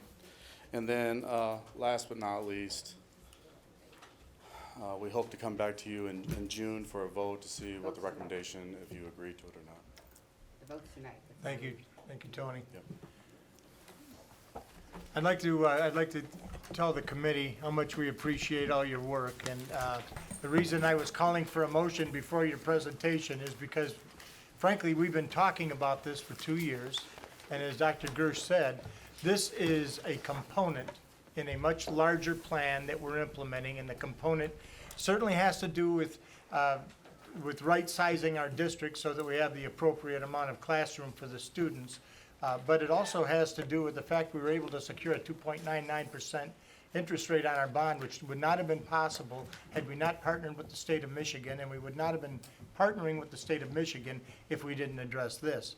Now, this is normally a thing that the citizens are going to fill up the building and they're going to want to talk about, but they were given an opportunity, many opportunities to talk. I think this was done the right way. I think it's obvious that people who had something to say about this did say it, and what they had to say was taken into consideration. So I appreciate that it was handled this way, and thank you for your presentation. Comments by the board? Is there a motion? Question. Oh, Ms. Madell?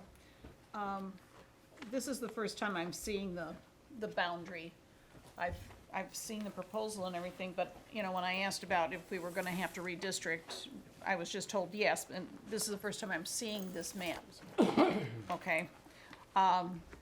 What are we going to do? It's middle school, okay, we're gonna have some issues with allegiance to one or the other. High school, that's a whole new ballgame. High school boundaries do not change. No. That's what I was gonna ask, because it's hard to tell from this map. No, we use the high school map as a reference because currently, right now, the high school, the middle school, and the upper L all share the same exact boundary lines. So we just use that as a reference to show what the current boundary lines look like for Marshall, for the high school, what Marshall Adams looks like, and what Franklin Stevenson look like. They all share the same, we just chose the high school one. So we are not changing those boundaries, and that is, that is what we're recommending for the middle school 6-8 configuration when Marshall comes off of line. So to answer your question, when we had 4 middle schools, Stevenson and Marshall went to Glenn, Franklin and Adams basically went to Wayne Memorial. And that will change a little bit, I think, as we come up with the pathway to a graduate on how we go to our high schools. But that's another board meeting. But in this scenario, Franklin will still go to Adams. Stevenson will still go, Franklin will still go to Wayne Memorial. Stevenson will still go to John Glenn. The Adams new middle school, obviously you can't take 2 buildings and merge them into one. So half of those students will go to Glenn, and the other half will go to Wayne. That will be the oddball there. So. But that was what we looked at. It was having the least impact of what building would be impacted the most with the transition, but we tried to keep it as neutral as what we currently have, so there wasn't that big of a movement in impacting 3 middle schools, changing the boundaries as to where they're gonna go. So we looked at many options, and we figured that was the best one that we could come up with. Okay. My other question is, are we being asked today to vote on closing all 3? Or are we talking about just the 2 with the possibility of a third later? That's the recommendation. The All right. 2 with the possibility of a third if that becomes necessary. Okay. Yeah, And just a point of clarification, although the high school boundary map did not appear at the study session, the proposed boundary map was in the study session. We received this in the study session, this map. I don't remember seeing it. I'll go back through my materials. Mr. Buckaloo? Yeah. My thanks to the committee for the work they've done. Dr. Gersh, pulling together all of the information that you had to pull together, knowing that so many people were coming at it with so many unique agendas and so many considerations on land values, capacity of buildings, and it could go on and on. It's dizzying. I'm just amazed that you could come up with a single recommendation. But apparently this is what you do for a living, and you've done it quite well, and I appreciate that. And special thanks to the comment from Ms. Lyons that we're not just closing down buildings, we're not just spending bond money to fix up some boilers that need to be addressed. We're changing the way that we deliver education to the students in this community. And when I say community, I'm talking about the overall school district.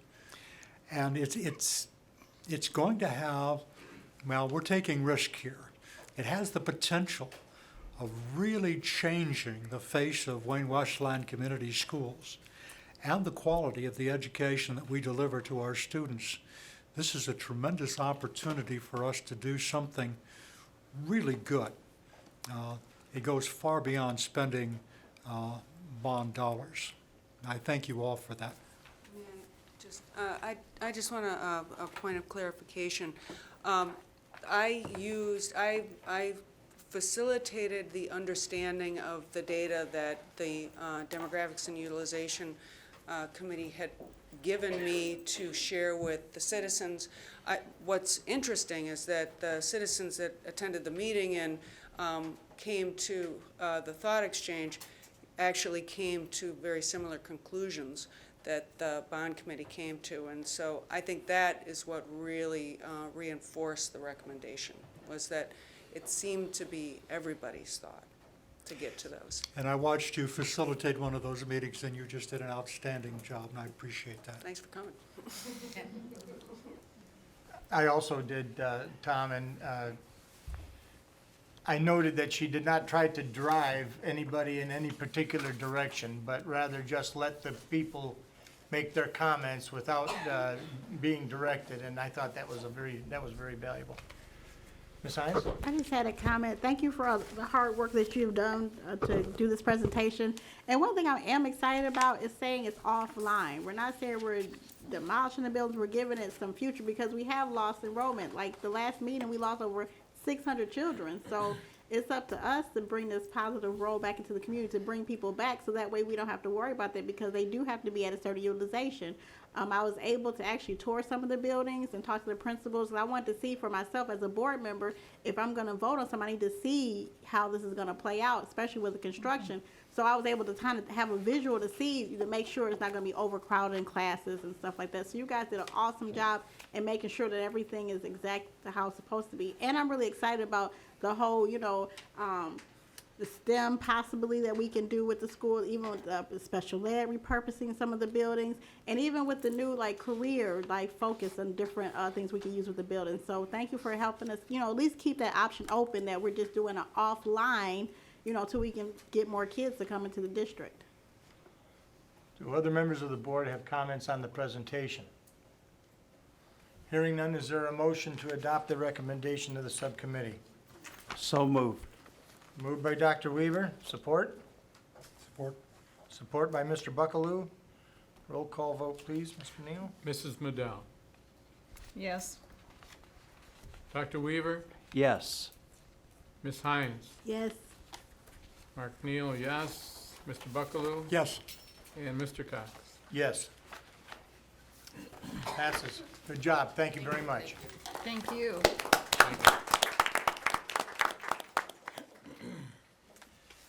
The next item on the agenda is a Board of Education Committee report. In just a moment, I'm going to ask Ms. Hines to deliver this report. And I'm going to let the Board of Education know that you've received a copy of the changes. They're all in red. We are not going to be voting on each individual change, but rather on the totality of them. You've had a week to report if you had anything that you wanted to discuss. So, Ms. Hines?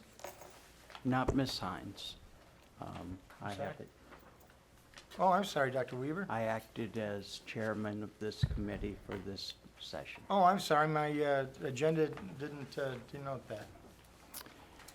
Dr. Weaver. Present, Carol Medell, Frederick Weaver.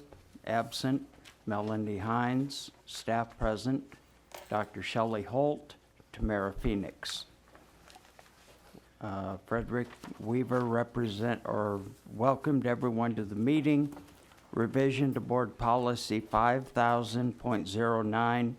The Board of Education recognizes that good fiscal management comprises the foundational support of the entire school system. To make that support as effective as possible, the board proposes to maintain a fund balance of between 8% and 10% of the district's general fund annual operating expenditures.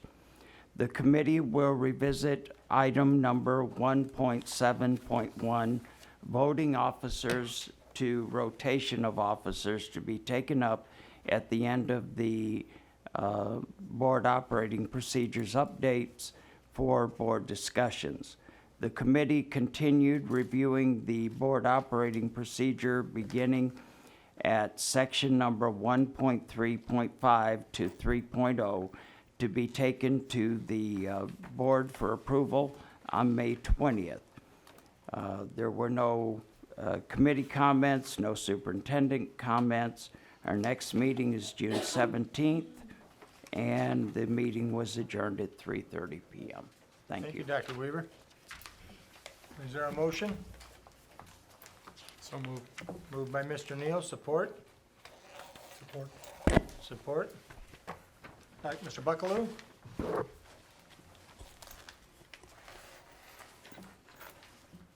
Roll call vote. Dr. Weaver, Yes. Ms. Hines, Yes. Mr. Neal, yes. Mr. Buckaloo, Yes. Mrs. Medell, Yes. and Mr. Cox. Yes.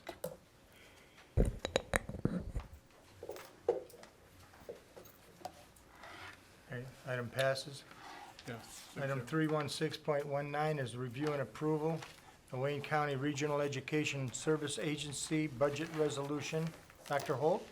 Thank you, Mr. President. On pages 30 through 48 of your board packet, you have the Wayne County Regional Education Service Agency Budget Resolution. I'm proposing that for approval from the board tonight. Is there a motion? Mr. Buckaloo, support?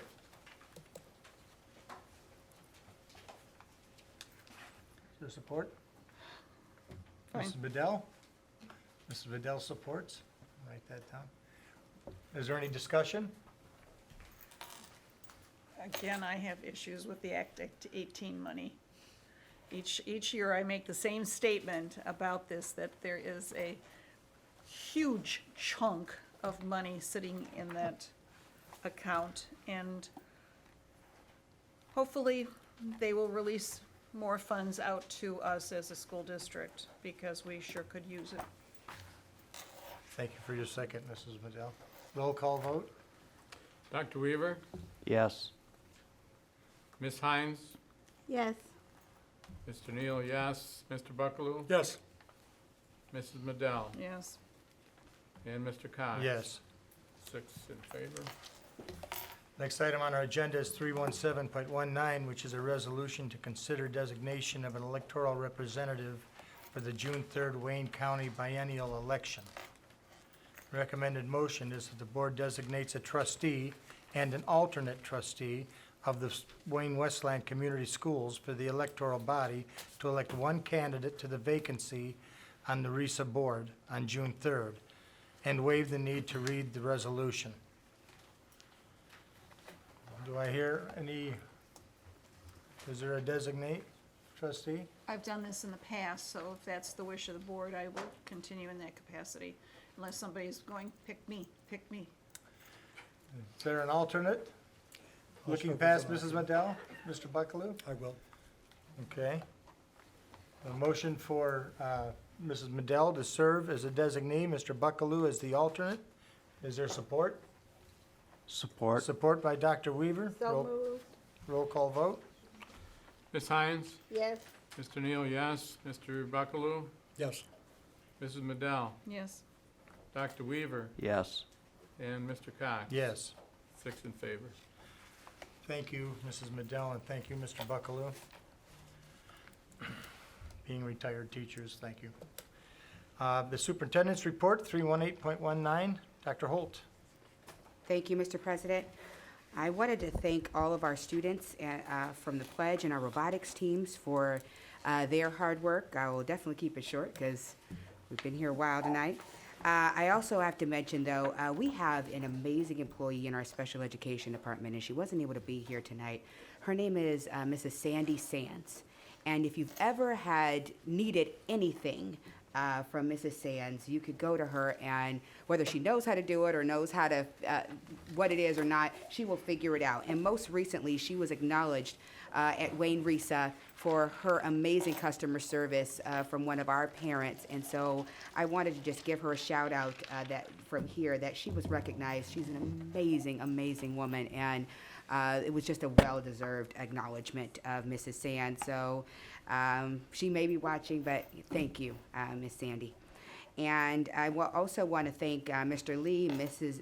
Nadowski, our parent coordinators, Miss Brennan, Miss Jarvis, Miss Divis, Mrs. Mitter.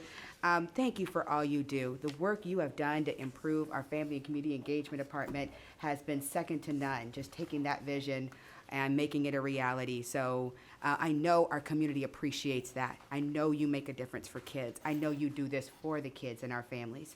And even though you're different kinds of social workers, and we make that very clear, you do the job so well in putting our kids and families first, and that is what Wayne-Westland is truly all about, so thank you for that.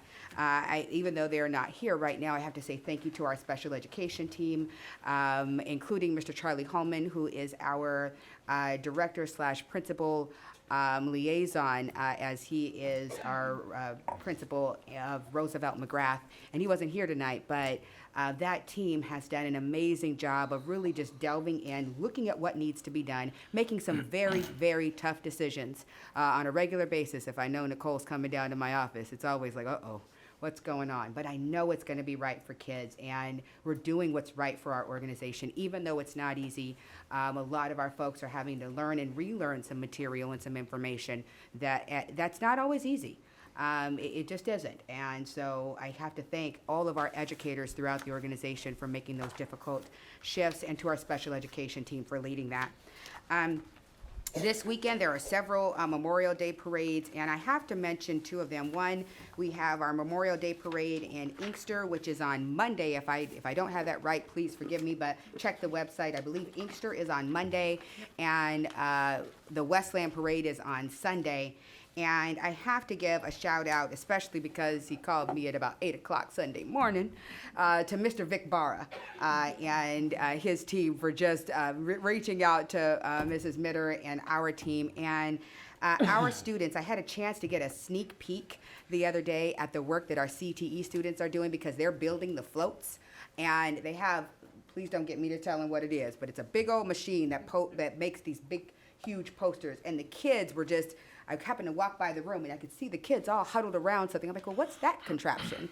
And to see the kids get so excited about Memorial Day and about the contributions of our veterans, this is what Wayne-Westland is about, and teaching our kids that civics lesson, and to hear them telling me about the various branches of government and why they're doing what they're doing and honoring our service members. So this is why we do what we do. This is why we stand for the pledge. This is why we do our work here in Wayne-Westland. And so I just had to give a huge shout out to our amazing students, educators, and leadership at CTE for their innovation, creativity, and dedication to our service members. And so I'm very excited to be able to be there this weekend for that.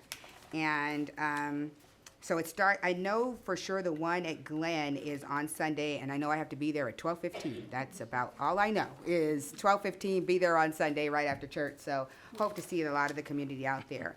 In closing, I will say that there's been a lot going around, and please know that my focus, unrelenting, unequivocally, and unwavering, is on ensuring that my employees are getting a fair compensation through this negotiation process. And anything that takes away from that, is a distraction. It's a distraction, and we don't need it.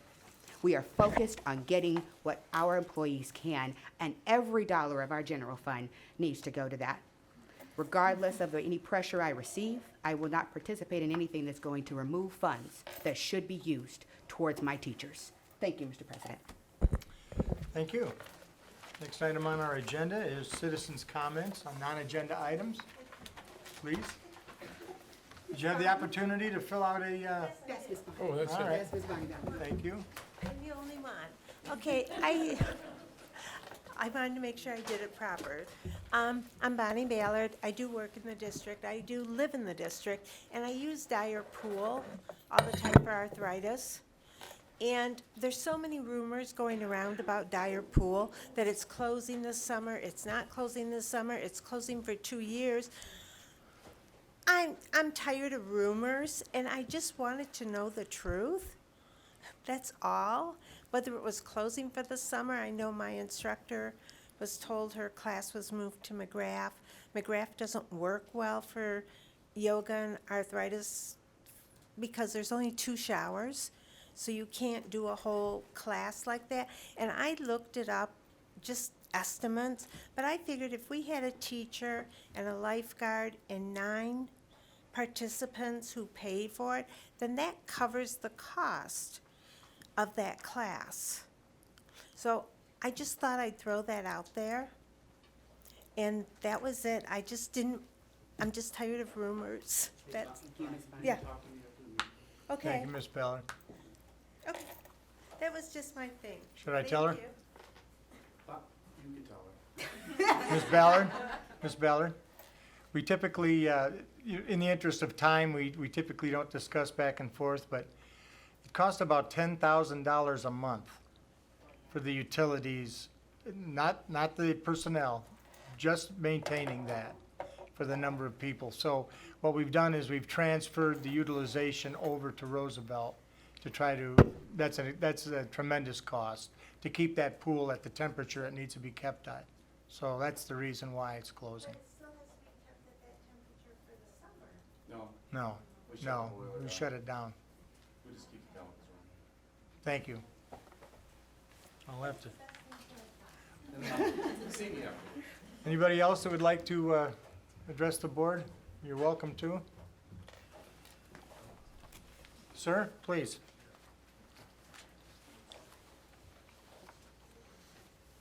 Good evening. My name is Steve Kahn. I'm a teacher at John Glenn. And I went to Edison Elementary School. Any Edison Elementary teacher? There they are. Thank you. Yeah. And Marshall and John Glenn. I wanted to just talk about my concern about teachers leaving our district. And as a teacher leader in our district, I have a concern about it. And I know all you guys do as well. We didn't get into teaching to become rich, as you guys know. And I understand that the lack of funding that we've had isn't anyone's fault in this room. When I started teaching 13 years ago in Wayne-Westland, I planned on making about $30,000 more than I do now. And that's just my personal story. That's life-changing. The money into my retirement, my wife and I put off family planning. I mean, I'd have another kid right now if it wasn't for what our state has done. I just wanted to share that story with you because I know there's a lot of those stories out there. It's kind of hard for me to even say it. We took a 4-year pay freeze and a 5% cut.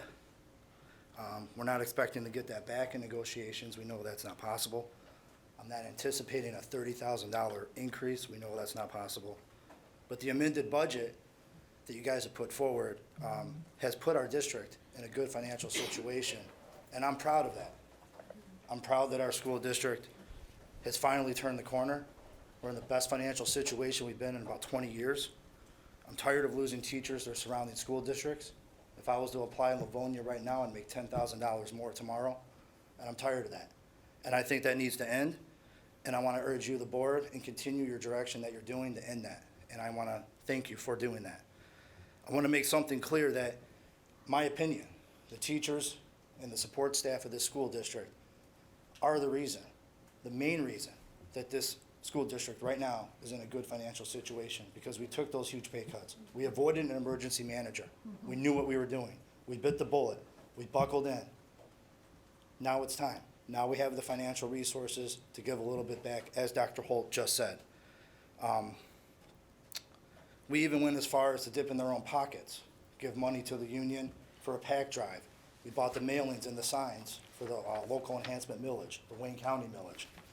We voted for candidates that are going to help hopefully change that in the state level. I just think there needs to be a sense of urgency going into the end of the school year, that our staff needs to know what we can expect. Surrounding districts have negotiated their contracts, or they're about to finish them up before the end of the school year. I think we have to have a sense of urgency to get a contract to teachers to vote on before the end of the school year. I want to close with this.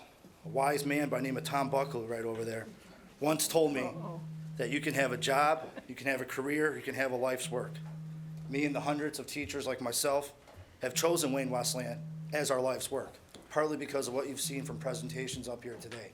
That's what keeps us going. That's what gets me up every morning, going to work. That's one of the main reasons I've chose to stay in Wayne-Westland and not leave and go to another school district, was the Family Resource Center presentation that they did. You guys are amazing. The students that we service every day, and I know some of you in this room personally, and I know you guys know what I'm talking about. So I want to get back to where we can right the ship.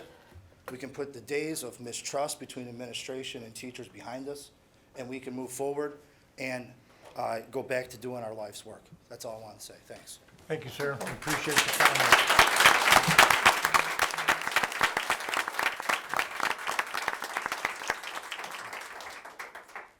Is there anyone else who would like to address the board?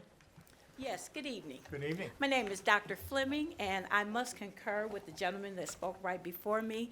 I'd like to say a huge amen to that, because the words were well spoken and are very true.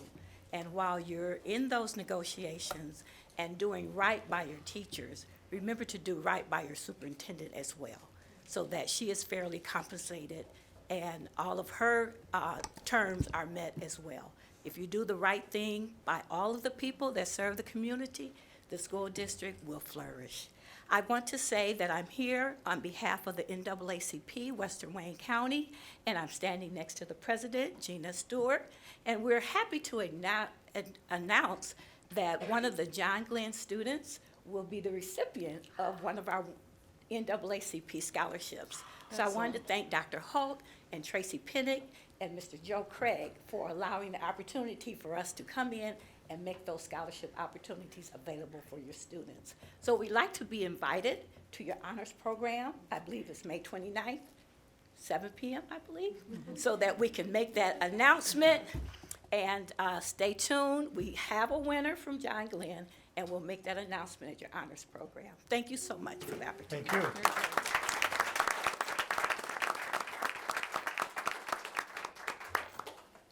Other members of the audience that have money for our students? Okay.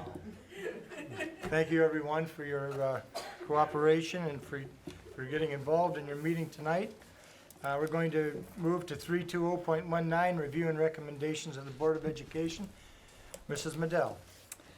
Well, I want to thank Dr. Holt for mentioning the parade, because we missed it last year because it was canceled at the last minute. So I'm hoping that we have a lot of our students involved in this. Usually our Head Start kids are in their wagons and bicycles and tricycles and things like that, but unfortunately they're not going to be able to participate this year. But hopefully next year we will have the parade, according to the 3 gentlemen I spoke to on Saturday from the VFW, that they'll be able to participate in the coming year.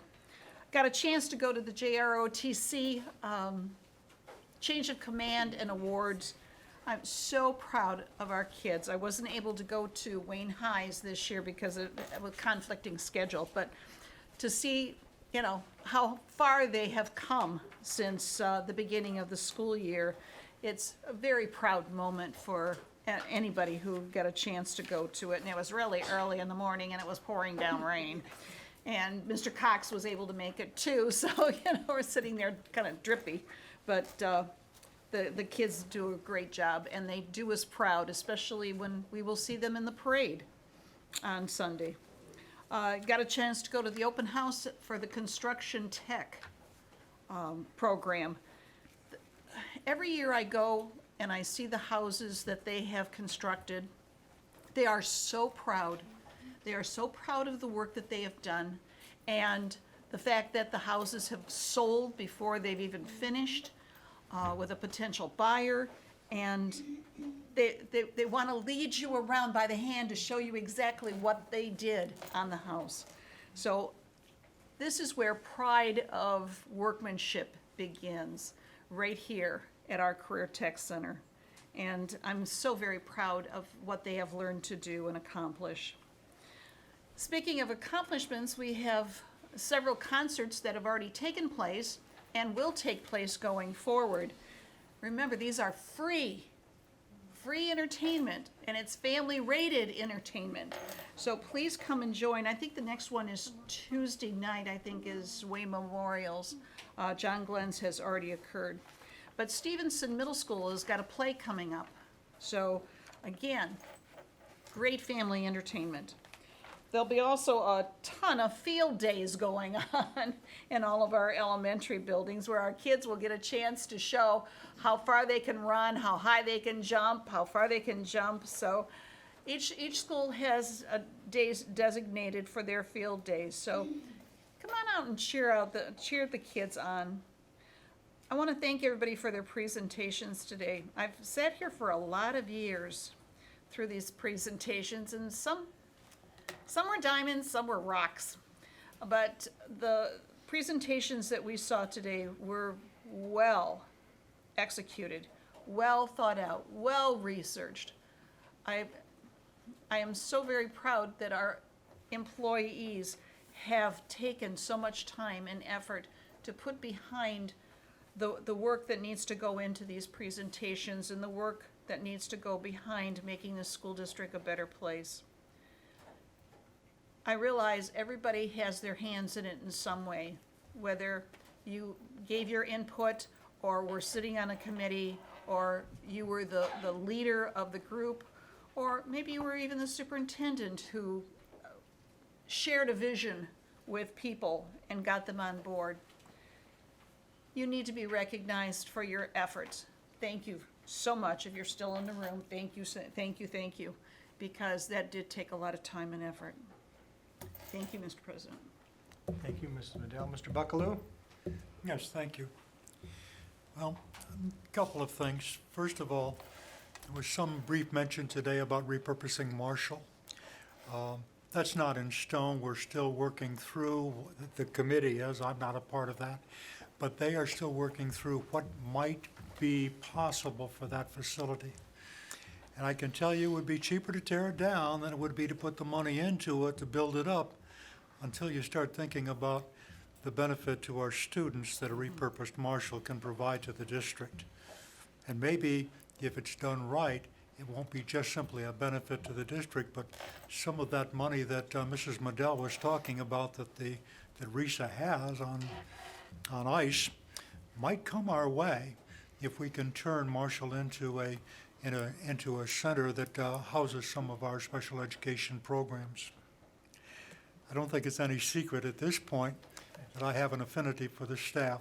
Having been a member of the staff in the past, I have a number of friends who still teach in this district. I want them to have the best contract that they can possibly have. If I did not like the people who teach here, and that's not the case, but if I didn't like them, I would still want them to have that kind of fair and equitable pay scale that would attract people to our district. This is one of the shortcomings that we have right now. We're bleeding excellent people, and we can't afford to do that.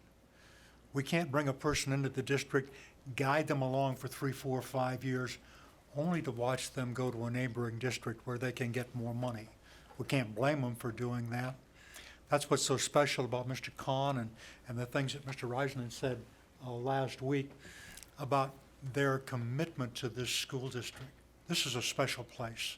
And people who've worked here, who've lived here, whose children have gone to school here, they know what a great place this is and what a great place it can become. So I too hope that we get a settlement for our staff, for the sake of the staff, but for the sake of the district as well. And this is kind of the end of the year as far as education is concerned. We're right on the verge of our honor celebration, of our graduation ceremonies, and it's not the spring for the school year, it's kind of the fall. But that's okay. I know that the kids are looking forward to getting out of school and enjoying their summer. I suspect 1 or 2 staff are looking forward to it as well. I hope you all have the great and wonderful summer vacation that you all deserve. So, thank you. Thank you, Mr. Buckaloo. Dr. Weaver? Yes, thank you, Mr. President. Thank you to the committee members who worked so diligently and presented tonight. Also, I'd like to give a shout out to my wife, Teresa Weaver, who won a GEM Award at Wayne Memorial High School today, and I appreciated that. One other thing, in the board policy section, I didn't get a chance to address it, but item E 1.7.2, role and authority of officers, president duties, does not accurately reflect the work of the policy committee. And we need to revisit that in the next policy meeting. The president will sign all papers and documents required by law or otherwise authorized by action of the board. And the part that was left out is as he or she signs a document that they need to make the board aware of the document they signed. And that is not in here and shouldn't have been voted on tonight.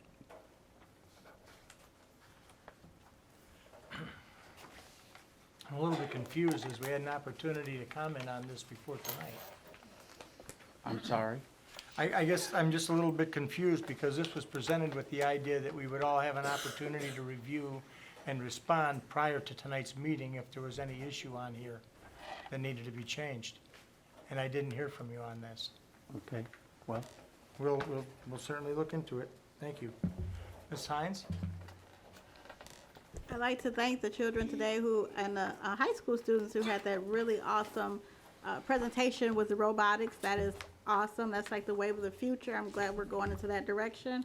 I'd like to congratulate Mr. Watson for his promotion. You're going to do wonderful things there. I also am looking forward to helping our teachers get this contract passed. I know that's been an angst for like the longest, and you guys deserve a pay raise because you guys worked really hard, and the dedication, even looking at you guys worked long hours. I can see it in your faces. I know your families are suffering, so hopefully we can definitely get that taken care of to get you guys paid properly. Another thing is I'd like to bring up a little bit of a concern that I have as a board member, and I'm being open and honest and transparent because I think that's very important to the community to be transparent. But I'm just really concerned about confidential information from the board being leaked out to the public. That's not supposed to be leaked out. That is a violation of our board procedures. It's section 1000.01 says confidentiality. In the capacity as a trustee of a board, trustees may receive information that is not available to general public. This includes information that is received during a closed session of the board. In order for the proper functioning of the board, the individual board trustee will not share confidential information without prior authorization of the board, as it may be required by law. Well, unfortunately, we've had some circumstances where we've had information that wasn't completely accurate out in the public that was shared by board members, and that's unacceptable. We cannot do that. It could put us in a violation of the labor law. So we as board members have to be very careful as to what we put out in the community, because that has a negative impact with our schools. How can we say that we're trying to bring more children to our district and be a better district if we're putting negative things about, one, our district, our superintendent out in the community? That is not true. So as board members, we must be very careful of that.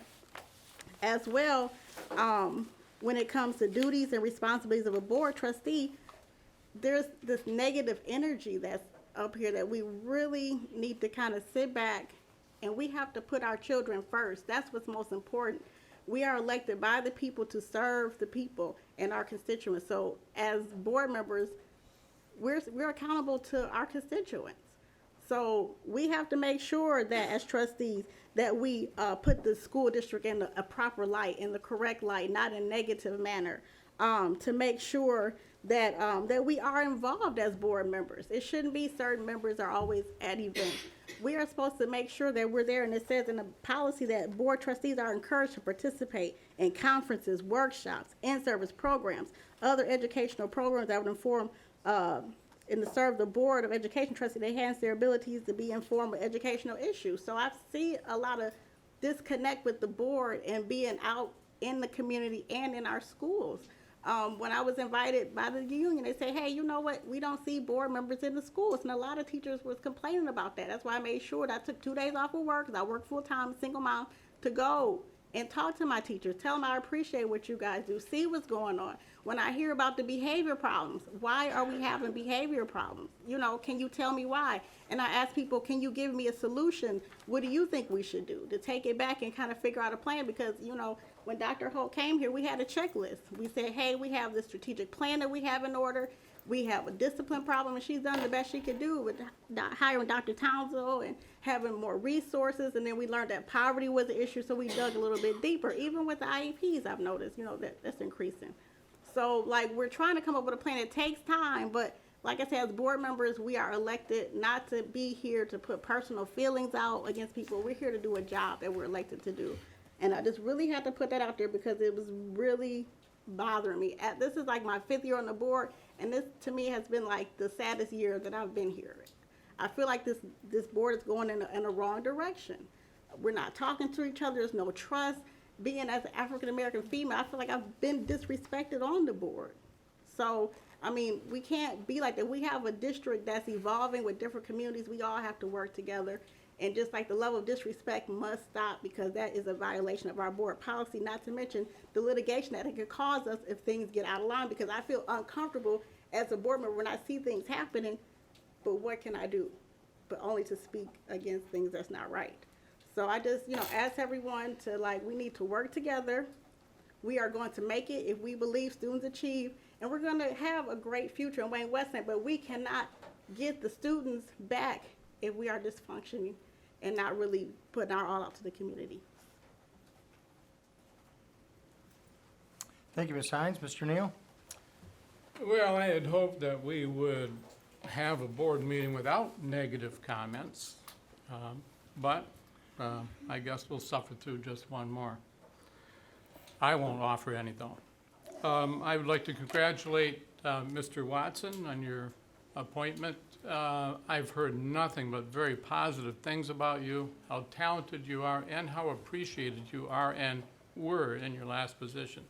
It's great to have you in our Human Resource Division. I would like to thank the Demographics and Utilization Subcommittee and the wonderful work that you've done. I know that it was very involved, and I love the outcome. I love the presentation and how you compiled the information. It was easy to understand, and it was a great way to come to a conclusion and offer us a proposal that we could accept. I thank you very much. And to our employees, I see you, I see your shirts, I see you in the audience.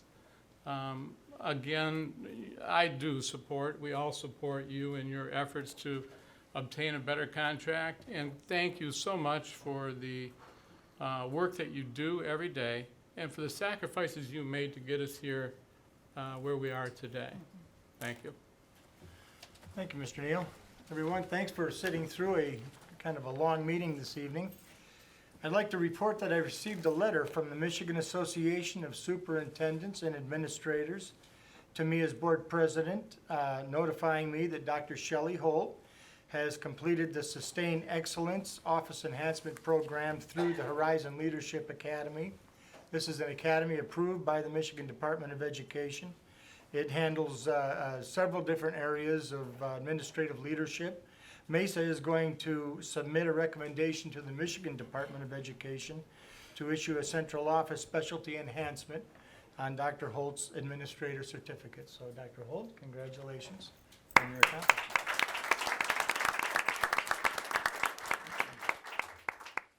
Everything that you've been seeing for the last 2 years is headed in a particular direction, and it has a destination in mind. So tonight we dealt with the utilization of some of our facilities. Earlier we were dealing with the bond. All of these things, the secondary redesign, it's all aimed at achieving, frankly, a better result for our students. Earlier this evening during a presentation, you saw how many hundreds of students that could be attending in the Wayne-Westland district and aren't attending. And so the question is, why is that? If you see our buildings, they're certainly beautiful. Our buses aren't new, but they're all in good shape. They all passed inspection by the Michigan State Police. So there's something going on that these students are here. And the members of the Board of Education know what that is. We have to change the way that we're delivering the educational product to our students. We know that. But as a gentleman said earlier tonight, for 20 years, we haven't had the money. Actually, it's 40 years. Since the Headley Amendment passed in 1978, this district has been underfunded.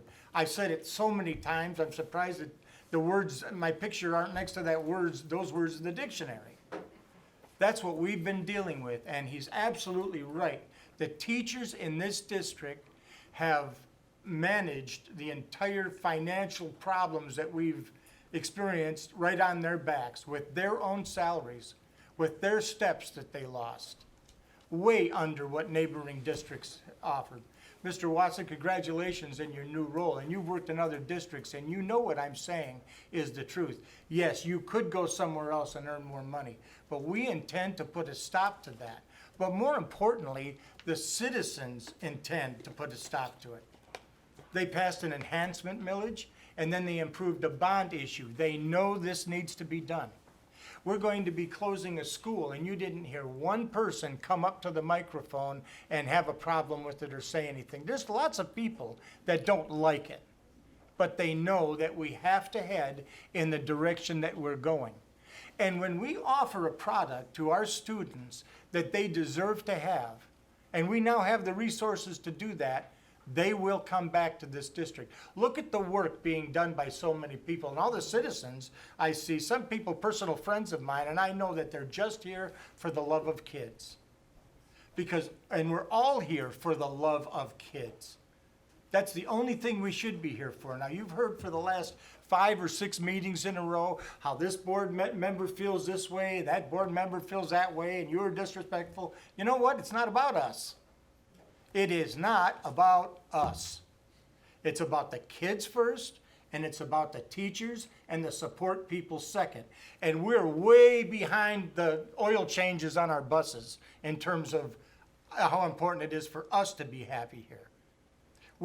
You see a lot of gray hair up here. We're gonna be gone. These kids are still gonna be going to this school. And we have to set the whole thing on the right track. The kids deserve it. And the citizens have given us the resources. And you can see the superintendent certainly has the energy, and her staff has the energy, and they're dedicated, and they know where they're going. And that should be the focus. At the end of this meeting, my agenda says review and recommendations to the Board of Education. It doesn't say whines by the Board of Education. With that, I'll entertain a motion to adjourn. So moved. Moved by Mr. Neal, support? Support. Support by Mr. Buckaloo. All in favor signify by saying aye. Aye. Those opposed? We're adjourned. Thank you.